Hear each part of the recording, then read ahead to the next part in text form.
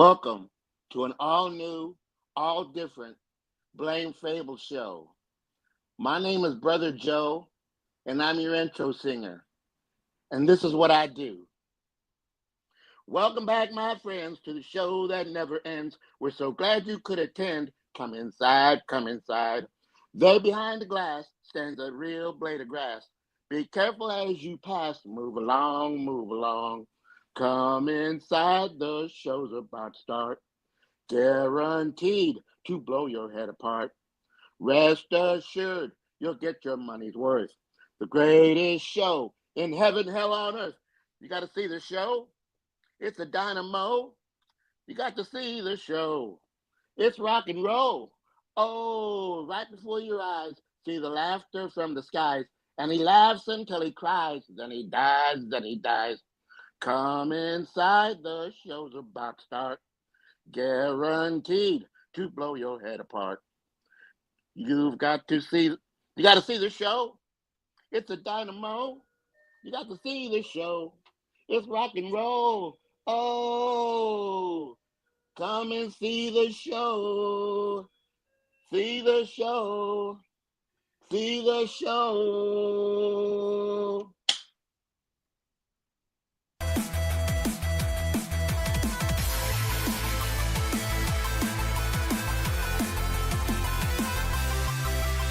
Station boys and girls, it's time for Blame and Phable and his amazing friends. This is Phable from One Collection Down. Yeah. I started One Collection Down as a way to share my love for comics and pop culture.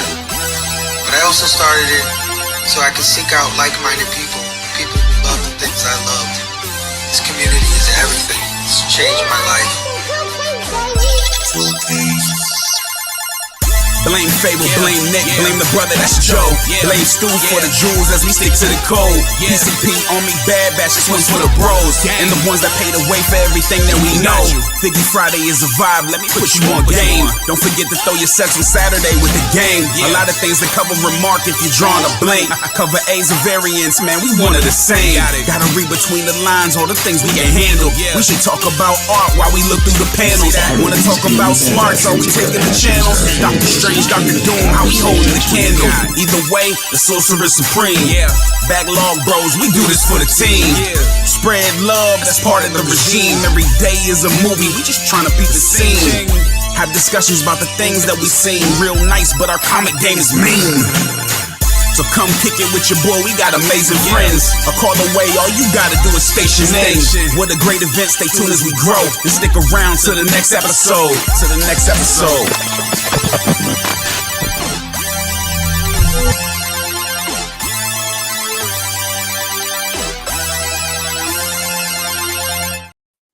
Station. What is going on, everybody? Welcome to the all new, all different Blame Phable show, man. I'm glad everybody's here. I'm glad to be back, man.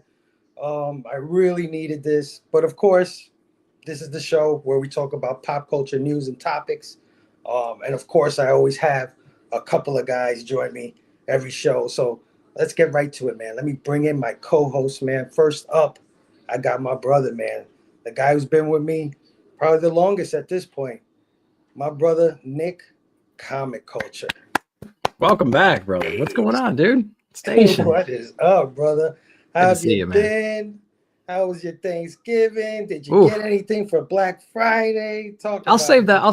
Yeah. I'll save that for the show and tell later. But yeah. Thanksgiving was great. Yeah, it's been a rough a couple of weeks, but you guys helped me pull through and carry on, right? So glad to be here, man. I'm glad to be live with you guys again. I can't wait to get the rest of the guys on here and talk about some stuff, dude. It's been great. Oh yeah, man. Always happy to have you. Oh, yeah. Let's bring out our next co-host, man. Another dude that's been with us since last season. I was happy to have him last season, and now he's back with us yet again. I'm talking about my brother, Dr. Doom's fan club. Hey, Station guys, how we doing? What up, Stu? So happy to be here tonight, man. So happy to see you back on a Friday night, brother, man. Look at that smile, man. That's so good to see you back. Yeah, Thanksgiving was good, dude. Right? A lot of good food. Caught up on a great week of comics. yeah, watched some good movies. Couldn't ask for better. Had the day off today as well, so Hell yeah. I'm sitting pretty, dude. Happy to be with you guys, hanging here tonight. Did you do any Black Friday shopping, man? So, my wife's insomnia and a lot of late night like Amazon sprees have taken care of the majority of our Christmas shopping so far. So we're in a good spot heading into December. We're in a spot we're not usually in as far as Christmas shopping is concerned. I did take advantage of a few things. Yeah, man. But yeah, it was a great end of the, I guess, latter half of the holiday week. Oh yeah. Oh yeah. Oh Awesome. yeah. Well, I hope you got some good stuff. But yeah, man. Usually it would be me, Stu, and Nick doing this show, but I decided that this season we needed to expand the roster a little bit. Yeah. Maybe more than a little bit. maybe a little bit more. We're definitely not adequate. Yeah. So let me bring out our new panelists, man. I'm so happy to have these guys. First up, I want to bring out the new executive producer of the all new, all different Blame Phable show. And I call him the executive producer because I don't know how to do graphics. I don't know how to do videos. I don't know how to do thumbnails. And over the next few weeks, you're going to see a couple changes when it comes to that thing. And this guy is the guy that's going to be responsible for it. So please help me welcome the two-time CBCA nominated 9-panel grid. Ladies and gentlemen, is this the time where I should tell you that I've been lying on my resume and I don't know shit about graphics? That's all me, dude. Yeah, that's all Stu, man. Yeah. Just goes to Fiverr and has somebody else do it for him. Yeah. Exactly. Nice to see you guys, man. Phable, welcome back. I've been so excited for this day to finally come here, and I'm sure you have too. So, dude, this is gonna be awesome. Dude, I'm nervous as hell, bro. I'm just a bag of nerves right now. I'm so glad you guys are come on. It's like riding a bike. But yeah, man, how was your Thanksgiving? Did you do any Black Friday shopping? Thanksgiving was great. Hung out with the fam. I feel like I just woke up out of my food coma at 5:30 and got ready for the show and started rocking and rolling. But no Black Friday shopping for me. I'm trying to keep that money in my wallet a little bit. I hear you, man. I did a little bit only because I'm always broke on Black Fridays. Like I've always got some bill I gotta pay when Black Friday comes around. And this was the first time I had a couple of dollars on me. So I was like, you know what? Me and the wife, we're going to get ourselves some stuff. We're going to get some stuff on sale. Nice. Nice. But yeah, my brother, thank you for coming on to the show. So happy that you are now part of the all new, all different Blame Phable show, man. Happy to have you, bro. Thank you, man. Oh, yeah. All right, man. Let me bring out this next panelist, man. Another new member of the show. This gentleman has been on the show several times. And every time he's on the show, I have such a good time with him. He is just pinpoint sharp, smart as just smart as all the Dickens, man. I love this dude. Without further ado, let me bring out my brother, Taqi 616. Station, what's happening, everybody? Hey, glad to be back on YouTube. Yeah, both me and Phable went on hiatus together. Well, now you got to come back though. You got to do your hauls. And I don't know. Now, I don't know about all that, man. Okay, now. Oh, come on! I need that in my life. I don't mind being exclusive to the all new, all different Blame Phable. That's one of my favorite times in Marvel, even though a lot of people hated it. But I really loved all new, all different Marvel. Yes, help bring me back into comics. So Rick Remender, baby. Well, how was your holiday? Did you do any Black Friday shopping at all? Well, I mean, I really think Thanksgiving, hopefully yesterday would be a very memorial. No, that's not one. Memorable day. All right. Live. Yo, can we rewind that? Can I edit that out? Nope. Yeah, I'll call it. Don't worry about it. Yeah. See that's what you have to look forward to when you start getting older, is that this, like, your mind wants to do one thing and your mouth does something else. Mm-hmm, but anyway, but Black Friday shopping, I did some surprise Black Friday shopping. I didn't expect to pick up any books. And in a couple weeks we'll see what I picked up. Nice. Nice. Oh yeah, I can't wait for that. Yeah. Well, Taq, man, I'm super happy you're now official part of the show, man. Me I've too. always wanted you to be on this show. And it was actually you who said something to me that was like, hell yeah. When you were like, the last time when we left the show on hiatus, you was like, we'll get them in season 5. Oh Or yeah. something like that. And I was like, I don't know if you remember. I had to like jump on at the end. I was like, I tried to get on driving. That's when everybody got to meet my variant Taqi 617. Yeah. Then I had to run up. I got home and ran up to the studio. I was like, no, Phable, you're coming back. Season 5. That's funny. Yeah. Well, yeah, thanks for jumping on. Thanks for being a part of the show going forward. This next panelist that I'm about to bring out is our newest member to the PCP Army Bad Batch, man. This guy here, I've been kind of scouting him for the last few months, seeing how he is stalking. Stalking. That's a better word. That's a better word. But man, this guy he's so positive. He has such a love for the hobby, and you know, I've seen him grow so much in the past few months. I mean, this dude's channel has exploded. He's been recently doing these videos based on adult erotica comics that have been just fantastic. Like the underground stuff. Yeah, just great stuff. And I love his passion. And I was just like, one day I said, hey, dude, you know, if you ever wanted to come over and, you know, join the crew, be happy to have you. And I'm thinking in my mind, he's like, oh, you know, he's going to be all discreet and be like, thank you. No, don't, you know, I'm doing my own thing. And he was like, hell yeah, dude, sign me up. And I was like, hell yeah, man. I'm so happy to have him. I'm talking about my brother, S-Vaughn, 82. Sign me up, man. Yeah, I'm glad to be here. Super glad to be here with you guys. Glad to have you, bro. For sure. Yeah, for sure. How was your holiday? How was any Black Friday shopping for you?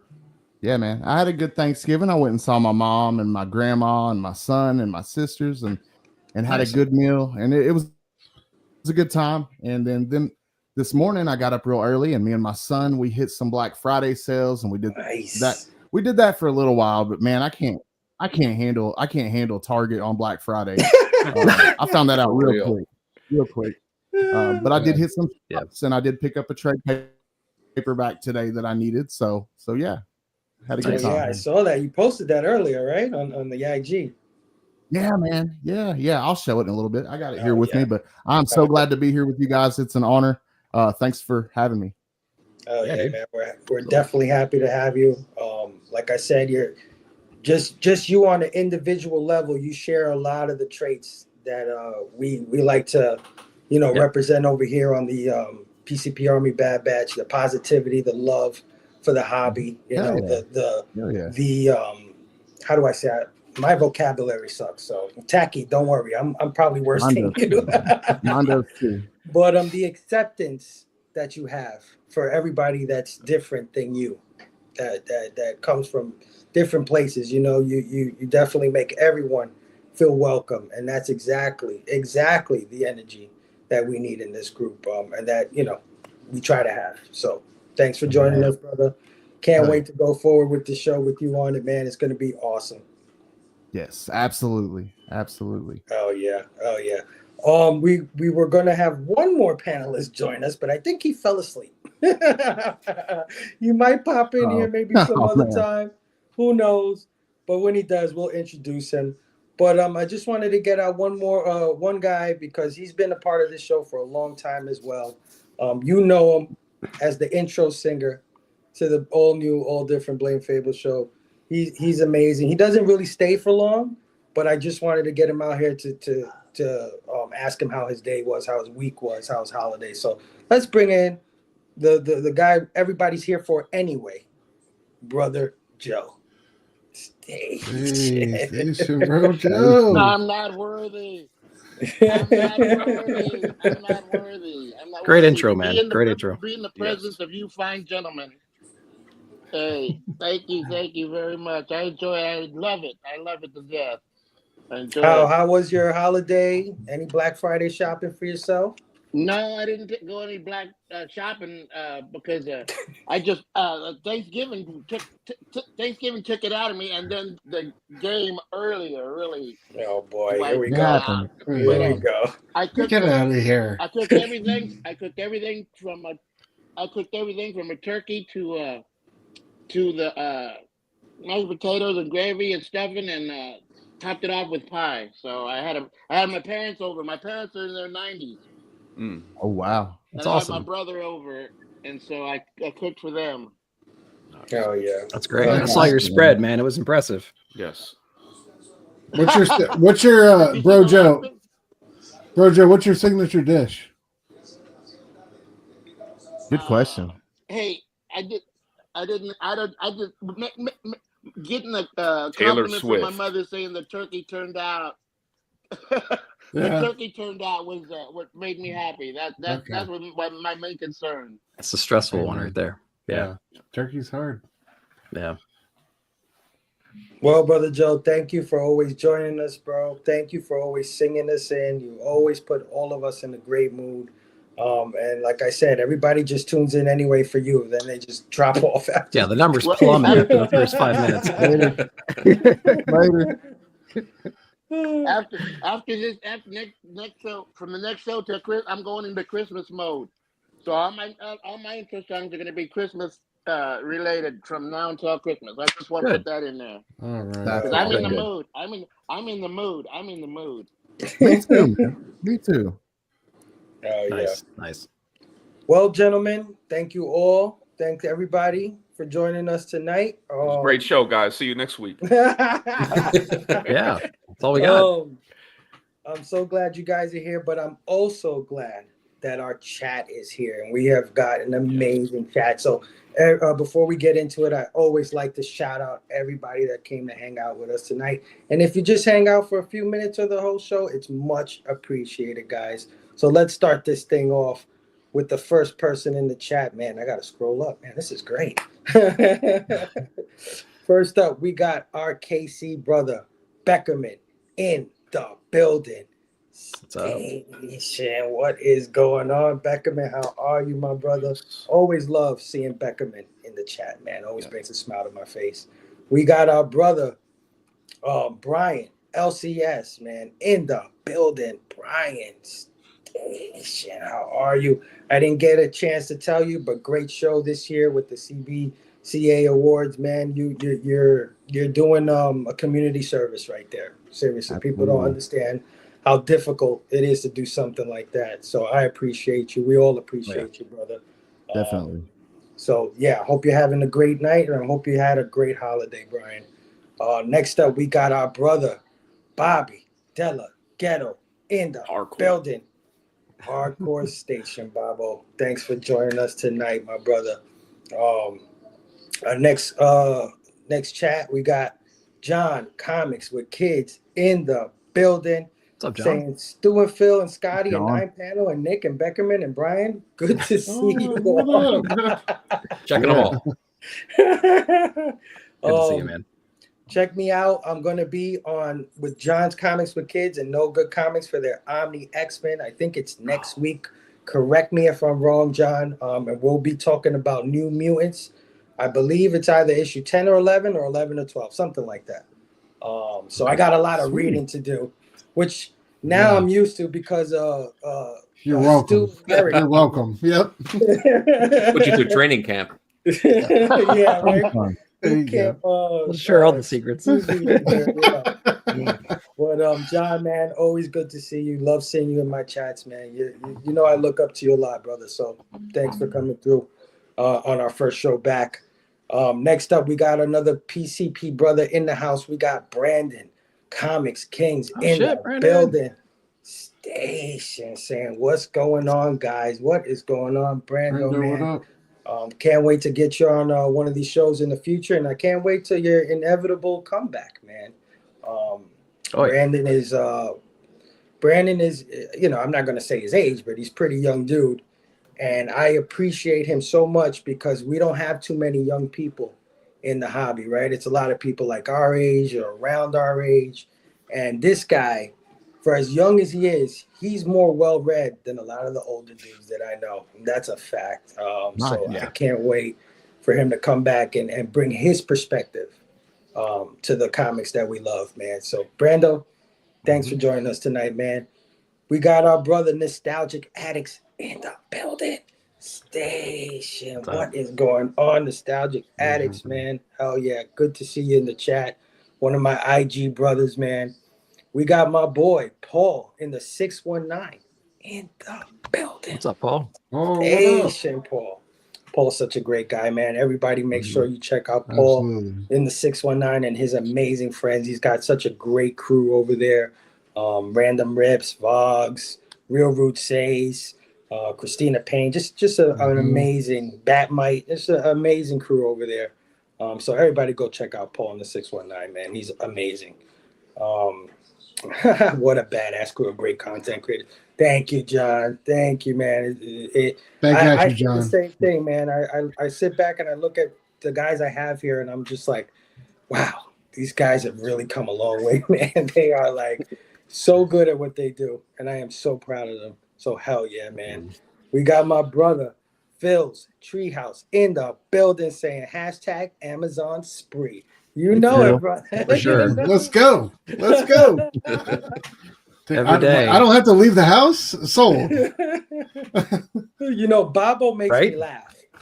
But the person that makes me laugh just as much as Bobo is freaking Phil. Phil always has me cracking up with the shit he comes out with, man. Phil, thanks for joining us, man. Thank you, man. Paul said Amazon makes shopping for the holidays easier. Yeah. Let's talk change the game. Yeah. Yeah. Who else we got in the building? Beckerman said, I did my Black Friday shopping at Arrowhead. It was a cold one and another narrow win. Hell yeah, Beckerman. Hell yeah. We got our brother Simpleton, DC, in the building station. Black Friday shopping equals 50-cent back issues. I can't wait to see what you put together with that. Oh, nice. I know, right? We got White Tiger, cool, calm, and collected, saying Cowabunga finger pointers. Hey, shit, what is going on, White Tiger, man? Happy to see you. We got my OG, man, my YouTube comic book community content creator OG, man. Rod, the Rican, comics and collectibles in the building station. What's up, Rod? And he's eyeing your room there, Nick. He's eyeing your room there. I know. Well, we're starting the It's nice. rumor that it's just CGI now. That's the rumor now. People are going to start saying it's real. Mood lighting and all. Yeah. We got our good The mood brother, lighting and everything. man. Yeah. We just finished up doing a review of Smile and Smile 2. Blood Splatter Chatter is in the building. Or no. Some of the best horror movie reviews out there, man. I encourage you. Oh, for sure. If you watch horror movies, go catch Blood Splatter Chatter, man. He's one of the best doing it right now. Yeah. We got my boy, my brother, James Phelps in the house. Phelps. Oh yeah, been waiting on Phable and his friends to return. Happy times are here again. Thank you, my brother. Hell yeah, thank you. James is the man, bro. He is the man. We got Rad Art and Comics surfing in as always. Station, what is going on? Rad, hell yeah. We got our brother, 62 Lefty Blues in the house. 62. What is going on? Says, I blame Phable. Yep. That's what it's all about. Don't we all? Oh man, so many great people. Rika said Brandon knows a thing or two about comics. He absolutely does. He absolutely does. Man. And 4. He's read more comics this year than I have, I think. That guy, absolutely, man. Yeah, remember when he was like, what was it? He was reading like binging Hulk or some shit like that. He binged everything. He binged He started with like Amazing Spider-Man. He just kept going through all of Marvel. He knocked out all 1,000 issues ASM and like he was like, here's all the Avengers, all the X-Men. Yeah. Dude's We got the creative director of the PCP Army Bad Batch, Maria Reyes, in the house. And what is going on? And she's confirming Well, we Yeah. already. I like how she had to report on her. She had to give us. Cancel the I missing just wanted person to report. confirm. I just wanted to confirm your suspicions are correct. I found I think we should just have you on the show No. instead of her. You just need to get Shame on. on you, Herm. Drop the Shame link. on you. Yeah. Yeah, right. We Let's love get you, Maria Herm. We on love and you. Yeah. let's do it. Like, We don't need Herm anymore. So funny, That yo. was a good one. That was a good one. Maria, this one's for you. That was a good one. That was funny.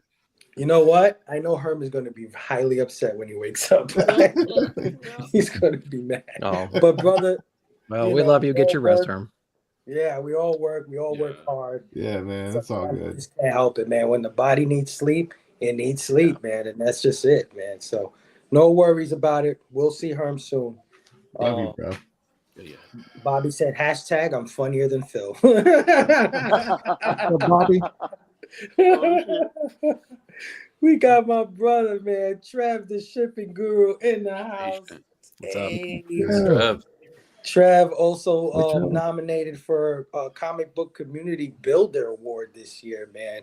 I couldn't have been more happier, to share that nomination with him, man. He's such a good dude, has such a great show, you know. He's definitely a community builder. And one day, Trev, I will be on your show. You will be on mine one of these days. Trev, thanks for coming out, my brother. Oh, yeah. Maria said he was so hyped to be the show talking about it all week. I know. That's why I know he's going to be mad. Man. He's going to be super upset. Look, he will be Yeah. Oh, man. Well, I think I caught up on the chat, man. So, of course, this is the show. Oh, wait. Before I get to that, Brother Jo, what are you doing, man? You hanging out? What are you doing? I love hearing from everybody, but now it's time to go because not only am I doing my thing right now, but I got a damn big show tomorrow. Survivor Series is coming up. One of these wrestling shows coming up, so I got to get involved with that. So, gentlemen, you have a good show. You know I love you all, and may the year carry through for everybody. We'll see you next week. Station, Brother Joe. See you, bro. Happy holidays. Later, man. Love you, Brother Joe. Yeah. Sneaking in right at the end here is our brother, man. And Herm's co-host, Primetime Tom, is in the building. Tom? What's up, man? I didn't recognize that name at all. I was like, poetry corner, okay. Everybody took a minute to get there. He's got a sentence. He is a poet. All right. All right, guys. As you know, this is the show where we get into pop culture topics and news. And you know, being that it's a holiday week, guess what? There wasn't a lot of news. But I got a couple of things that I fished out that I think we'll make some good topics to talk about. So let's get right into it, guys. Let's get right into it.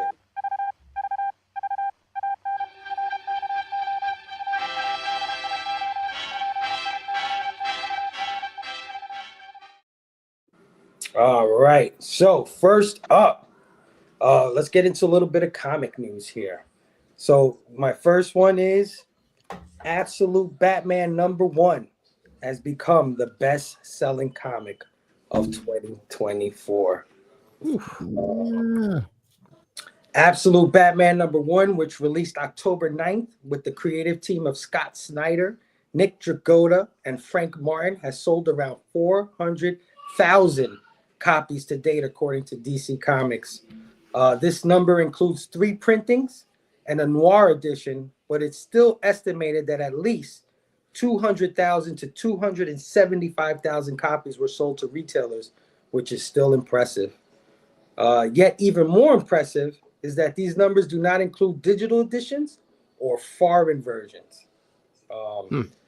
This beats out Marvel's Ultimate Spider-Man, which is estimated to have sold over 300,000 copies over 6 printings, but that comic has been on sale since January. IDW reported that TMNT #1 sold over 300,000 copies as well, but it is important to note that at least 100,000 of those copies were sold to retailer Whatnot in a structured deal. So, you know, it's really like 200,000. But no, man, Yeah. that's very it's still interesting. crazy. Yeah, it's still It crazy. is. Well, the whole whatnot influence, like what's happening? It's like when Jay-Z like sold like 1 million copies of his album to Samsung on the phones before, or U2 did it on the Apple. You know what I mean? Like, I don't know. It's kind of inflated numbers type of deal. Yeah. But what makes Absolute Batman's numbers so impressive is that it managed to outsell the previous comics I just mentioned in under 2 months. However, hot on the heels of Absolute Batman is Image Skybound's G.I. Joe #1, which is being reported to have sold over 225,000 copies to retailers. Wow. Jeez. It is important to mention that these numbers are being reported by the publishers themselves, as there is no true way to verify any of these claims. So, yeah, just wanted to get everybody's thoughts on Absolute Batman becoming the #1 comic. Did you read it? Did you like it? Is this a shocking number for you? I'll just give you my takeaways real quick. Just these 4 comics alone are responsible for over 1 million copies sold, man. Think about that. Just 4 comics are responsible for 1 million sales. And what's interesting here about this little group of comics is that all of the comics are either retellings or alternate universe versions of the characters. So I find that extremely interesting. If you look at what's going on here, there's another Batman book running. There's another G.I. Joe book running. Turtles, I don't know what's going on in Turtles, but I'm pretty sure that's a new thing. Nobody does. And Ultimate Spider-Man, of course, is a alternate version of Spider-Man. So yeah, guys, anybody could take the floor. Anybody could talk about this. What do you guys think of Absolute Batman, #1 comic of 2024? I'll jump in real quick and just say that it just shows you the staying power of freaking Batman. You know, you put Scott Snyder on it. Yeah. And Dragata. Yeah, you put Snyder on that thing and then Nick Dragata on there, and you make the logo fat and beefy and headline worthy, and you make it an Elseworld story, kind of leading the charge in this absolute universe. And yeah, it's going to sell some copies. I mean, that interior artwork was fire. You know, that was crazy. The story's pretty good too. But like, I'm not surprised. It had a lot of great variant covers. Our shop sold out of a lot of it, and we have the second prints on the shelf right now, and the Noir editions were awesome. So I'm not too surprised. It's Batman, and it's a great creative team. Elseworld story. Elseworld selling better than continuity stories for the most part. So yeah, not a big shock for me. I like how you said it's a pretty good story. It is. That's how I feel. That's how I feel about it. I think it's accurate though. Yeah. Yeah. It's a pretty good exactly. story. Wonder Woman's better in my opinion, but me too. This is a pretty good story. Yeah. The only one that's like a big surprise to me on here is Teenage Mutant Ninja Turtles. Yeah. Like, that's kind of surprising to me that it's up there. I think there was a lot of hype with Jason Aaron taking over the Turtles, and there was a lot of like even me, I was so like done with the Sophie Campbell run. I wasn't done because I was mad or wanted it. It was time, and then Jason Aaron takes over, and it's like, oh, by the way, we're just continuing. It was like, nah, and then those first 4 issues were like weird.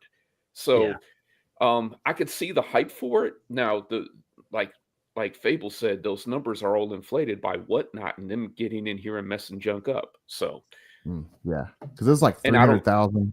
Yeah, and I'd be surprised if they had 30,000 for issue 4. So just to cut in real quick, guys, I want you to continue. But Robbie, I sent you the link on IG, and I just sent it to your email. All right, continue on, fellas.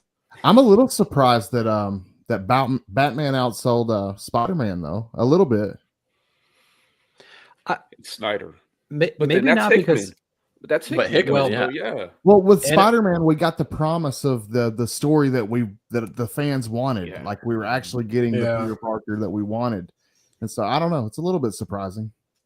But maybe that's also the reason why Batman outsold Spider-Man. We knew what we were getting with Spider-Man. With Batman, nobody really knew. Valid. Yeah. That was one of the things with the Snyder run was that DC kind of put the handcuffs on them, and they didn't market it right. And at one point, it probably should have stopped being Batman because Bruce Wayne was dead. Spoilers. But now you're taking all that off, and you're saying, Scott, you do whatever you want to because this is a whole different universe. Yeah. So it's going to be interesting. It's And going to be he's a very fantastic interesting. writer. Yeah. I like Scott. I like Skybound too, with like the G.I. Joe flex. Yeah. Like, hey, like people weren't nearly as excited as this book, like about this book, as they were about, any other books on the, any of these other 3 books. But G.I. Joe still like quietly sold 200K plus. You know what I mean? Skybound has done a great job, I feel like, at making sure their books do numbers, and keep up with the big boys. So I was in Barnes and Noble today, and that compendium, it's way too big. Sorry, Robbie. But it's light, Taqi. It's light. It's light, but you need 2 hands. I guess you need 2 hands anyway, but you really need. It's like That shit is like bulky. a Bell Atlantic phone book, man. Yeah, That shit is crazy. It's a little, yeah. Do you think Batman had the numbers it had because Ultimate Spider-Man was kind of a key book, sold out everywhere, price went to $20, $30 a copy, kind of paved the way for this new Ultimate Universe in the big 2 in general? So people just jumped on the hype train. I'll tell you, Nick, I'll tell you exactly why Ultimate Spider-Man didn't sell as high as Absolute Batman. Tell us. Number 1, Marvel. Nobody trusts Marvel. Number 2, Jonathan Hickman. Nobody trusts Jonathan Hickman after his X-Men stuff, right? That's valid. That's valid. So what happened, and I'm speaking as a retailer right now, I ordered very high on Ultimate Spider-Man number 1. I thought that I was ordering way too much. I ordered way too less, right? Yeah. I didn't order enough, right? I did not, as a retailer who I feel like I take pride in having my I would say finger on the pulse of the community, not thumb, because you get your own, you get your own pulse from your thumb. So I think that Ultimate Spider-Man I think it sold less. It was a big hit, deservedly so. But I think that most retailers didn't trust Marvel and they didn't trust Hickman, right? Okay. But with Absolute Batman, I'm sorry, but as a retailer, I cannot discount the brand recognition of Batman. Oh, yeah. Yeah. And Scott Snyder. Right. Right. And it's crazy to me that a Scott Snyder book this year outsold the Jonathan Hickman launch of a new Spider-Man mythos, right? Right.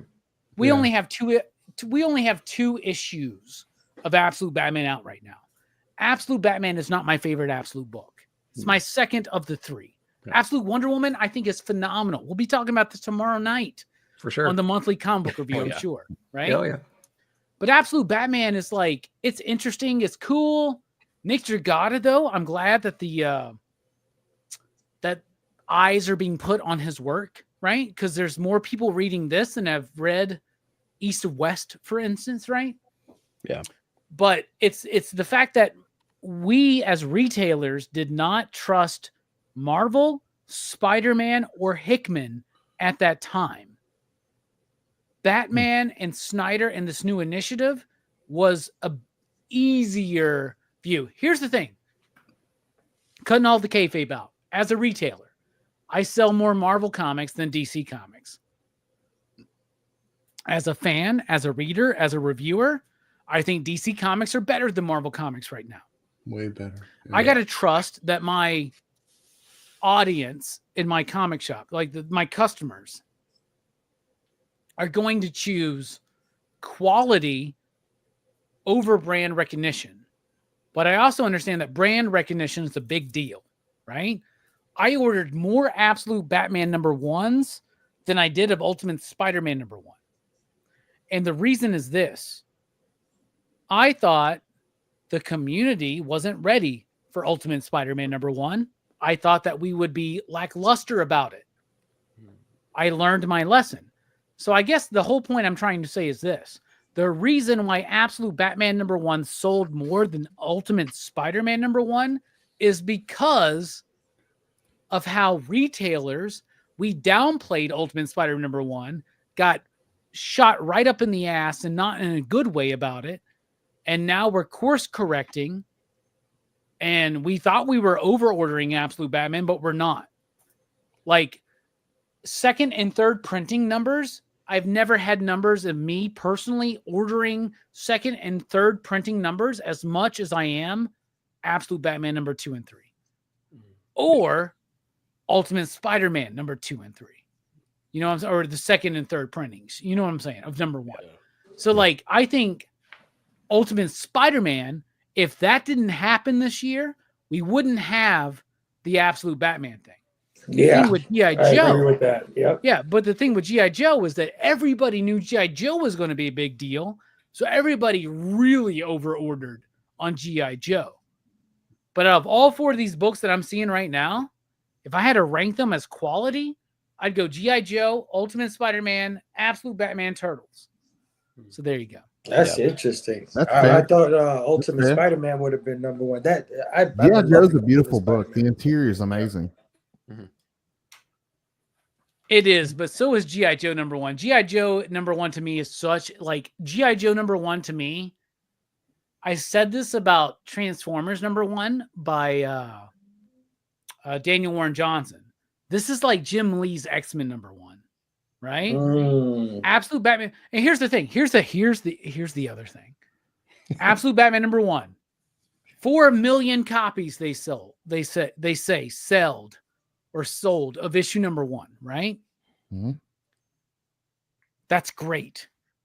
But they are making a claim that is a little bit disingenuous, right?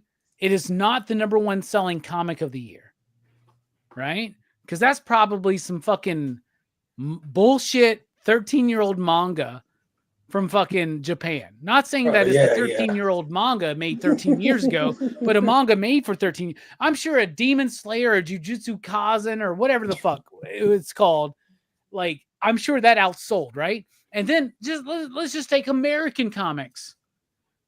All right, Dogman, the newest volume of Dogman, super outsold Absolute Batman number 1. But the difference is this.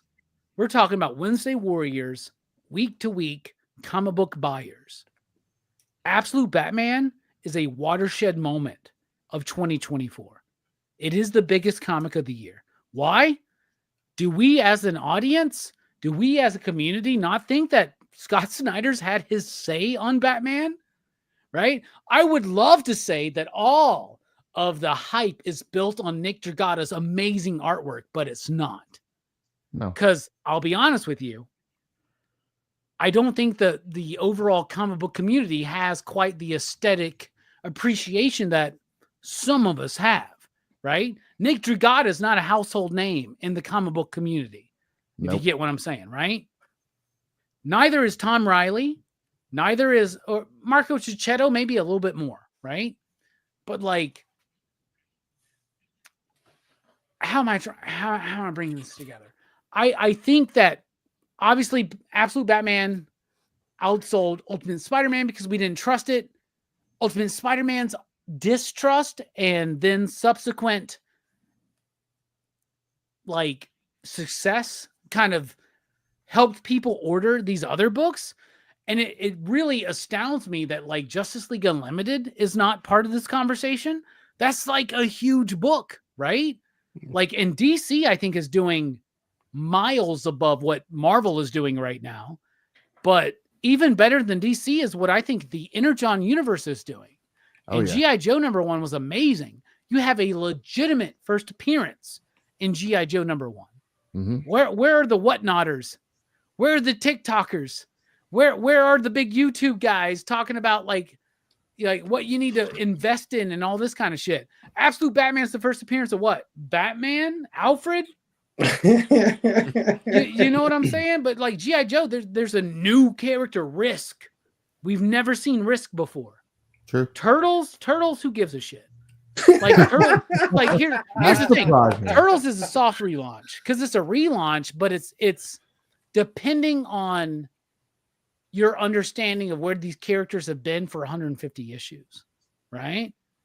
Like, yeah, but also The Last Ronin did a lot for that book too, man. I think the last, which is another like kind of alternate kind of thing, right? Just like these books, I think that doing so well and then having such a noted writer on it helped boost that one for sure. Everybody thought, okay, I can get in because I think everybody wants to get in on Turtles at least at some point, right? I would- Everybody, I would Everybody love wants to to get see- on all of these books, I would love to right? see the numbers without Whatnot. If we took Whatnot out and then we Well, we kept Turtles in. you back in the day, so like Star Wars #1 by Jason Aaron and John Cassidy, right? no, Taqi, but right? Like everybody was talking about how that book sold so many, but that was all Loot Crate numbers, right? Like what are the numbers outside of that, right? I bet you Thundercats would be above Turtles without the Whatnot numbers. It might be like Yeah, 100% because Thundercats #1 hit really hard, but it has dived down. I mean, Now all my these- numbers on all of them. Thundercats to Turtles are kind of comparable, right? From like issue 1 to issue 4. The other thing is Thundercats has had 11 issues or something out right now, like And the 10 or Chitara. 11. And the Chitara spit off. Turtles has fucking 4, like, and they're all like. That's why I asked that in my my latest weekly comic book review. I was like, I'm vibing with Turtles, but I don't know what this is like as a new fan, right? If you're a new fan of Turtles, does this get you into it? But if you're a new fan of G.I. Joe or Spider-Man or Batman, I think you're on board with the other. Oh, hell yeah. Right? Hell yeah. I really Definitely. do. My question, I guess, would be to y'all, like, what do y'all think are the biggest launches? And like I don't know. Like I feel like G.I. Joe is more new reader friendly than these other books. Even Ultimate Spider-Man and Absolute Batman, they're basically from the ground up remakes, right? Turtles not so much, but they don't act like that. They don't act like new reader friendly necessarily to me as much as G.I. Joe does. I don't know. I'm curious what y'all think. I'm really surprised not to see Transformers up here, to be honest with you. Transformers in place of TMNT. Well, Transformers released in 2023. So Oh, it is 2023. Yeah. 2023. Yeah. And I think they were at 200,000 plus when they did. Yeah. So, That's right. That's Yeah. right. You're right. I mean, but there could have been a book in that from the Transformers for this year that might have outsold Turtles #1 without the Whatnot numbers. Yeah, That's true. all. I mean, I would just like to see the whole list, take out the Whatnot numbers and see the whole list and see. Well, I know that no Transformers doubt. No number doubt. 5 or 6 else was like the big Transformers numbers actually really peaked around like 5 or 6, I think, right? Like there was Gotten really good. maybe it was 4 actually, where like we finally find out what Megatron's up to or some Mhm. shit like that. But G.I. Joe hit big numbers, and G.I. Joe hit big numbers without all the bullshit, right? Which I really, really respect. But here's the other thing. So we live in this industry where I'm seeing people that were so hyped for the Ultimate Universe when it first started dipping out. They joined the Energon universe. Now they're dipping out and they're all about absolute DC All In. It's like how much of this is about the newness factor, right? Oh, a ton of Like it, how man. many people are just into Absolute Batman because that's the new thing, right? Versus Sure, what's definitely. actually good, you know? Right. You don't want to miss out. Yeah. Yeah. Well, I think what you said is a good point where Marvel has a way of just shitting out comic books. They were always restarting shit. You can't trust them, like you say, right? Like, and then, a lot of them quality varies. So when Ultimate Spider-Man dropped, I think it caught a lot of people by surprise. And that begat Absolute Batman, right? And people weren't gonna do that twice. Knowing that Absolute Batman was the Absolute Universe is just a mirror of the Ultimate. It's just the same concept, same kind of thing. With G.I. Joe, I think it's the same thing. I think Transformers came out, did huge numbers. What's the sister property to Transformers? G.I. Joe, right? So it's like I'm gonna jump on that one too, because they've done a great job. Skybound has done a great job of building Void Rivals and the rest of the whatever they're doing over there with these nostalgic properties. But yeah, it's definitely a wave. It's definitely like moving on. Plus, you got the Speckers guys, right? Let's not beat around the bush here. There's a lot of people who are into their first appearances, so But this is what blows they're me gonna go about- into this stuff. Yeah, I get what you're saying, but this is what blows me about Speckers is like, all right, first appearance of what? Bruce Wayne, Batman, Alfred, Catwoman? like what the fuck are we talking about, right? And I'm just now about to eat 2 weed gummies So y'all got me for another hour. Uh-oh. There you go. Oh man, but yeah, no, man. but like I want to know, what is everybody out of these 4 books? You out there in the chat, 1, 2, 3, 4. 1 for Absolute Batman, 2 for G.I. Joe, 3 for Teenage Mutant Ninja Turtles, 4 for Ultimate Spider-Man. What's the best #1 issue out this year? Me, G.I. Joe #1. But outside of all this, I will put in a 5th fucking thing, Absolute Wonder Woman, which I think is the best #1 issue of the fucking year. There you go. There you go. Scotty, what do you think, Scotty? What's your favorite out this bunch right here? Oh man, I agree with Robbie. The best first issue out of this bunch, no doubt, G.I. Joe. For sure. No, I already know Taqi's answer, but Taqi. No, you don't. No, you don't. Okay, because I would go with Ultimate Spider-Man. Let's go. I don't want to. You know, I'm a big G.I. Joe fan. I know you are, brother. My one issue with it is that it's too Cobra centric. Like I want to cheer for Destro and Cobra Commander. Like the Joe team. I think that's what I liked about it. Dude, that's the best part of G.I. Joe, though, was Cobra, man. Cobra there you go. And G.I. Joe is the side fucking factor, right? You know, like, hey, man. No, man. This is all about Hulk Hogan and Sergeant Slaughter. Come on. In reality, G.I. Joe, in reality, Sergeant Slaughter and Hulk Hogan both fucking suck. We need an Ultimate Warrior book, right? We need fucking Bret Hart. There you go, Bret Hart. That would be. There you go. Oh man, you're making Brother Joe want to jump back on the show. That's what you're doing with that talk. The Bret Hart comic of the Energon universe is going to be Snake Eyes #1. You just wait and see. Yeah, that's what I was just about to say that too. Like they're just waiting for Snake Eyes to come and kick everybody's ass. So and dude, think about the patience. Yeah. That the Energon universe is showing us right now, compared to Absolute Batman and Absolute Spider-Man and Ultimate Batman. Think about the difference there. Yeah. Like Ultimate Spider-Man, they're trying to give us clues and this kind of shit. It's fine. It's whatever. But Absolute Batman's like, oh, what if Batman was childhood friends with all of his rogues gallery? It's like, yo, can you not hold off for just a fucking second? G.I. Joe's not giving us Snake Eyes yet. You know what I'm saying? Megatron's not even a factor yet, really. But that's you know what I'm saying? Yeah, they can't hold their load though. So Dark Knight's metal, balls to the wall. It's going to be crazy. Yeah. There's no constraints. Eric, what's your favorite out this bunch, brother? Dude, easy answer for me. Ultimate Spider-Man all day. And maybe it's because we've had more time to live within that universe than any other of the series that have launched here. But 11 issues, right? So, yeah, strictly just for the introductory issue, though. It gave me every single thing that I wanted. I had zero gripes about it. I could nitpick about even more than nitpick on one of these issues, but I can nitpick on the other ones too. Oh yeah. What about you, Nick? What's your favorite out this bunch? And everybody in the chat, like Robbie said, drop your favorite out of this bunch, or just your favorite launch comic of the year, whatever. And why is it not an X-Men book? Oh no, we don't want to do that. No. We'll lose all the sponsors, Robbie. Did you mean Ultimate Wolverine? No, that's 2025. We'll talk about that next year. Yeah. No, I think Ultimate Spider-Man is my favorite one on there. To Eric's point, we've just been in that universe a little bit longer right now. Joe was really fun because it took an MCU route where it just took its time to build properly. Like Robbie was saying, it didn't blow its load too early. Man, we had some time to live in this world, develop these characters, and it was a good build up, right? So I think Ultimate Spider-Man is my favorite one on this list. Joe and Batman are probably tied, and Turtles is a distant fourth.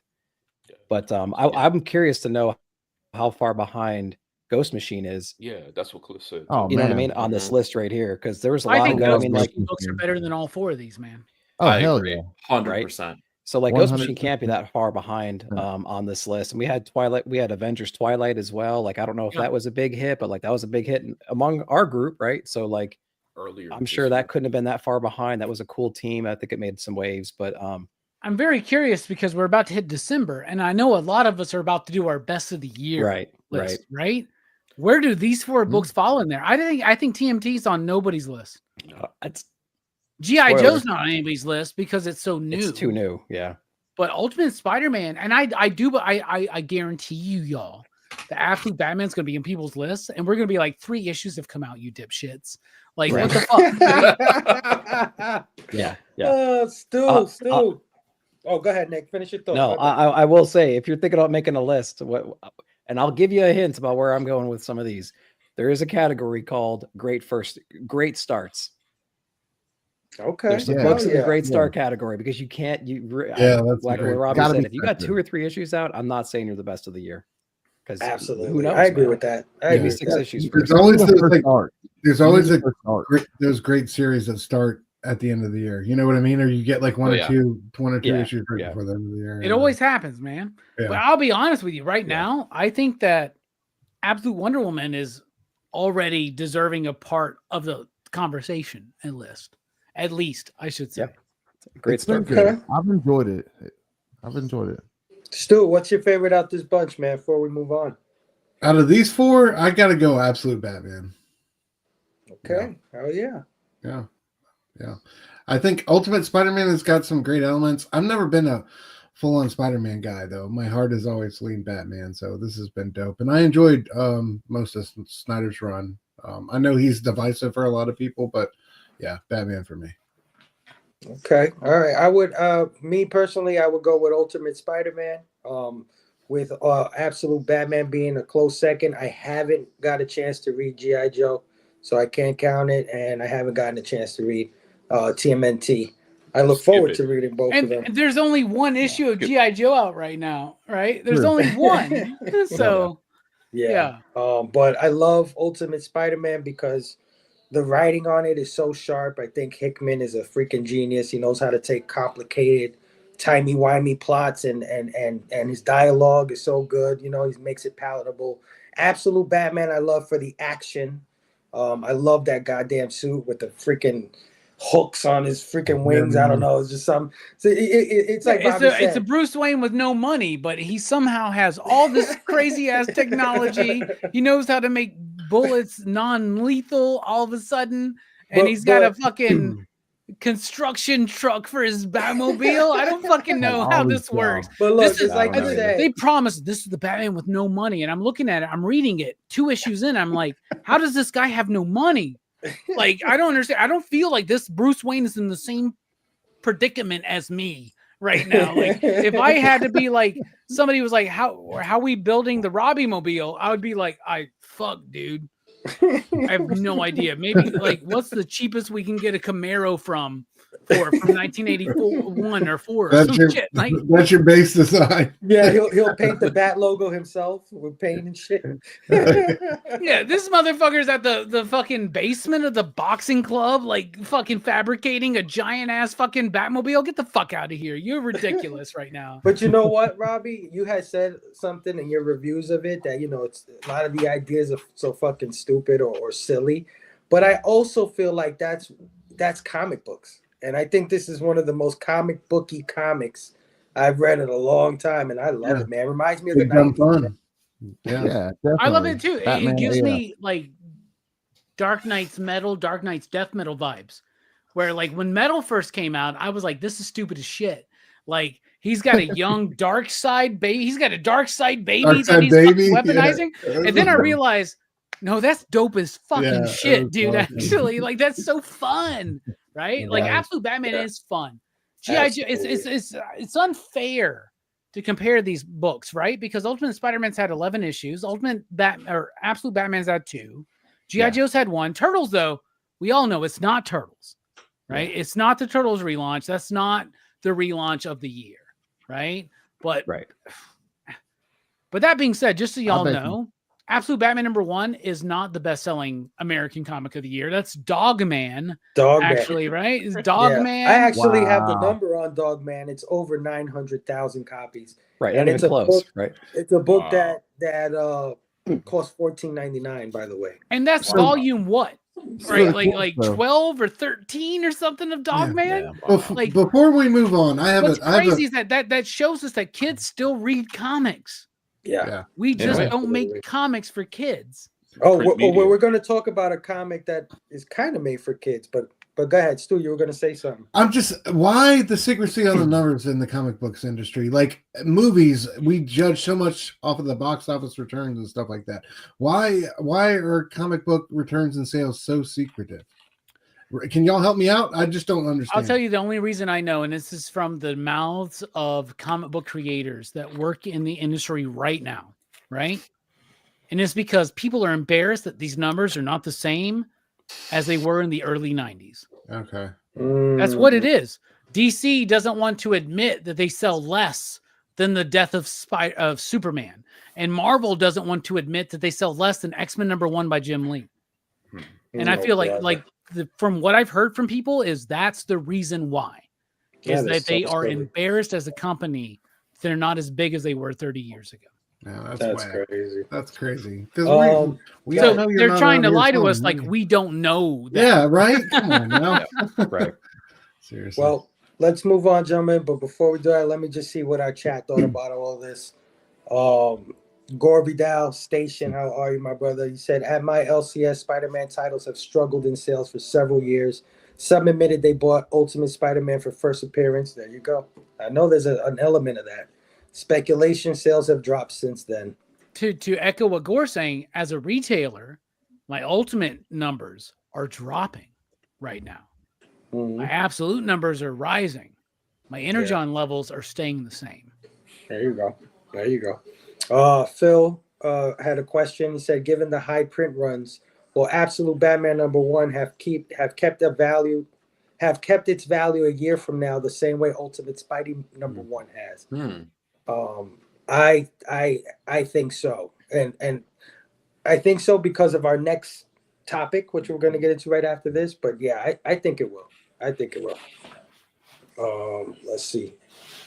Hey, Hydra Asylum in the house. How are you, my brother, man? Oh, my brothers, Jay and Sean, man. Awesome dudes.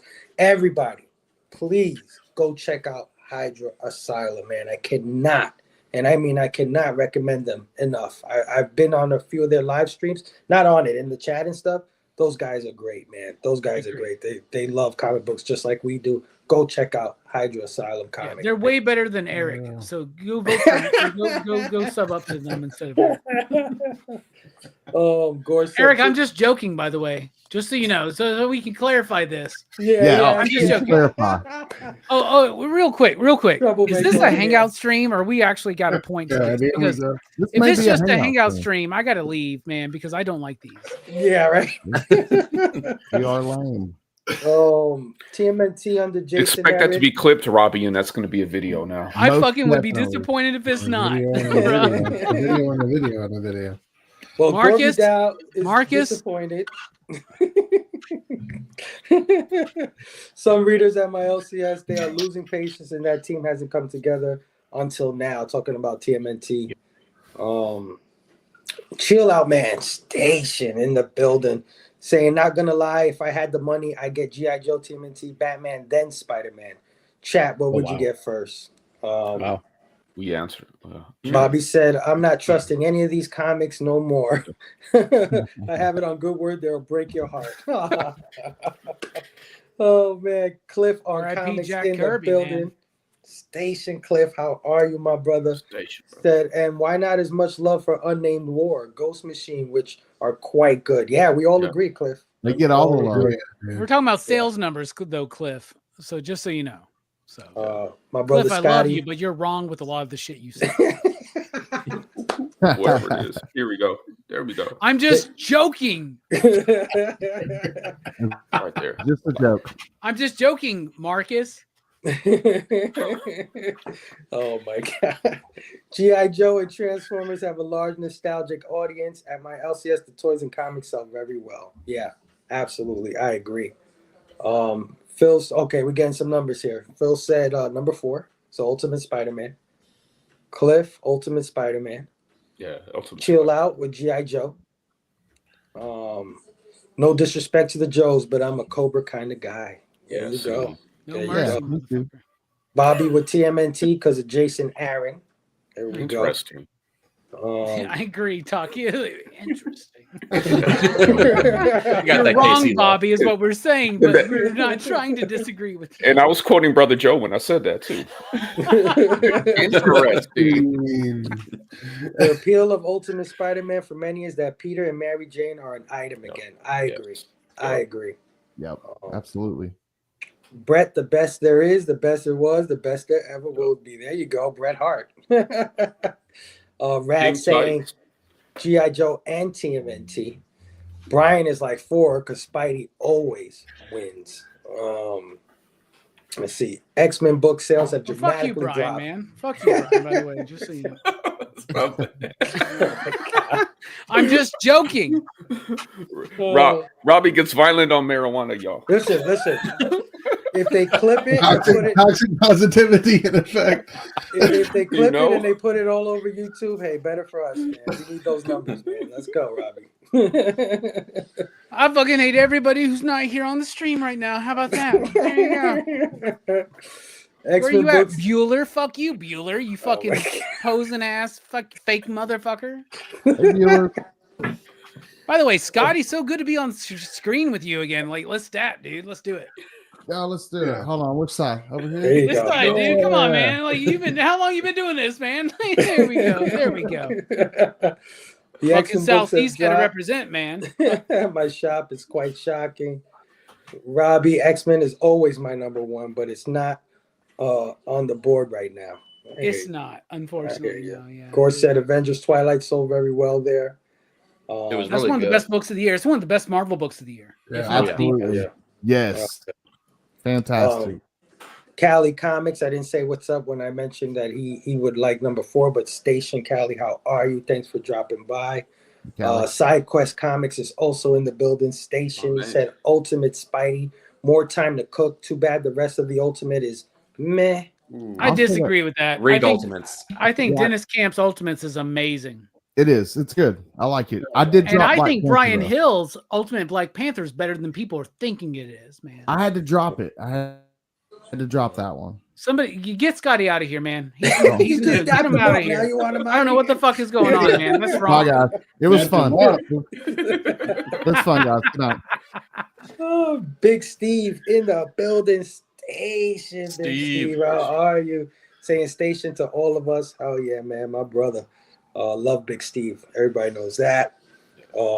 Let's see who else has something to say.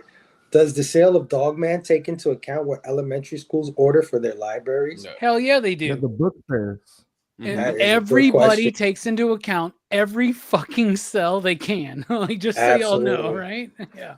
Absolutely. Absolute Batman's like, we made a deal with, like, Absolute Batman numbers are inflated by something. It's not, it used to be like the loot box and shit like that, the loot crate or whatever, but there's something that goosed the numbers on Absolute Batman number 1. I think they do that with exclusives, for instance, right? In fact, Turtles numbers are goosed the most out of all 4 of these fucking books. Yeah, like most of those numbers are like baked up into promised pizza parties and exclusive covers. Just so you know. Brian LCS says timestamp and clip. I'm ready. If I don't see that shit, Brian, on IG tomorrow morning, I'll be disappointed, man. Oh yeah. How about this? Marcus, fuck you. Brian, fuck you. CJ, you're cool. And the PCP Army is, Phable. Fuck y'all too. Cut his mic, man. And fuck Scotty too. I think Scotty. Those gummies are kicking in. Yeah, no.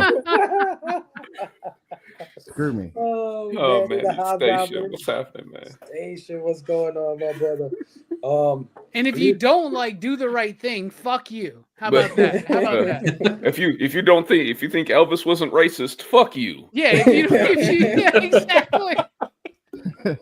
Oh shit! And they say we don't him and John Wayne. I like this chunky energy. And John Wayne's the racist motherfucker. Yeah. Fuck y'all. And fuck all y'all. He was severely constipated. The little guy. All right, man. All right. Marty McFly is the true white man hero of the fucking 50s. Just so everybody knows. There we go. All right, man. We're gonna move on here to our second one. And Robbie, I thought you were what you said earlier was really interesting about his Nick Dragata's artwork pushing a lot of this stuff. Now, I agree with you that it isn't one of the highest reasons why Absolute Batman number 1 moved, but the Absolute Batman number 1 original cover art just sold for $70,000, man. Felix Comic Art revealed on X that the Absolute Batman #1 cover sold for a whopping 70 grand. For context, covers typically sell for $5,000 to $10,000 depending on the artist. Exact sales figures for Dragotta's entire art for the issue are not yet privy to the public, but is estimated to be a lot, man. So what do you think about this? So I'll just give you my takeaways real quick. One, some people out there have a lot of freaking money. Jesus Christ, $70,000. My Lord. And my other takeaway is send 5 Gs to each of us right now and right. and like it'd be way better. Right. But my other takeaway is that because of this sale, I think that makes this cover an instant classic cover. What do you think about the sale of the original Batman art for 70 grand, guys? I hope it was an investment. Hope it wasn't an investment. Dude, I mean, good for Nick. I mean, there's no two ways about it. Like, get your money, dude. Like, that's fantastic. Yeah. Does anyone recall, because we had the same experience with Transformers #1 with Daniel Warren Johnson. Does anyone recall how much the cover for #1 sold for him? Because that was crazy money. That dude doesn't have to work anymore. Yeah. Yeah. And nothing from him is less than 10 grand, I think. I tried to look up some of his art one time. Everything was like 7,000 and up.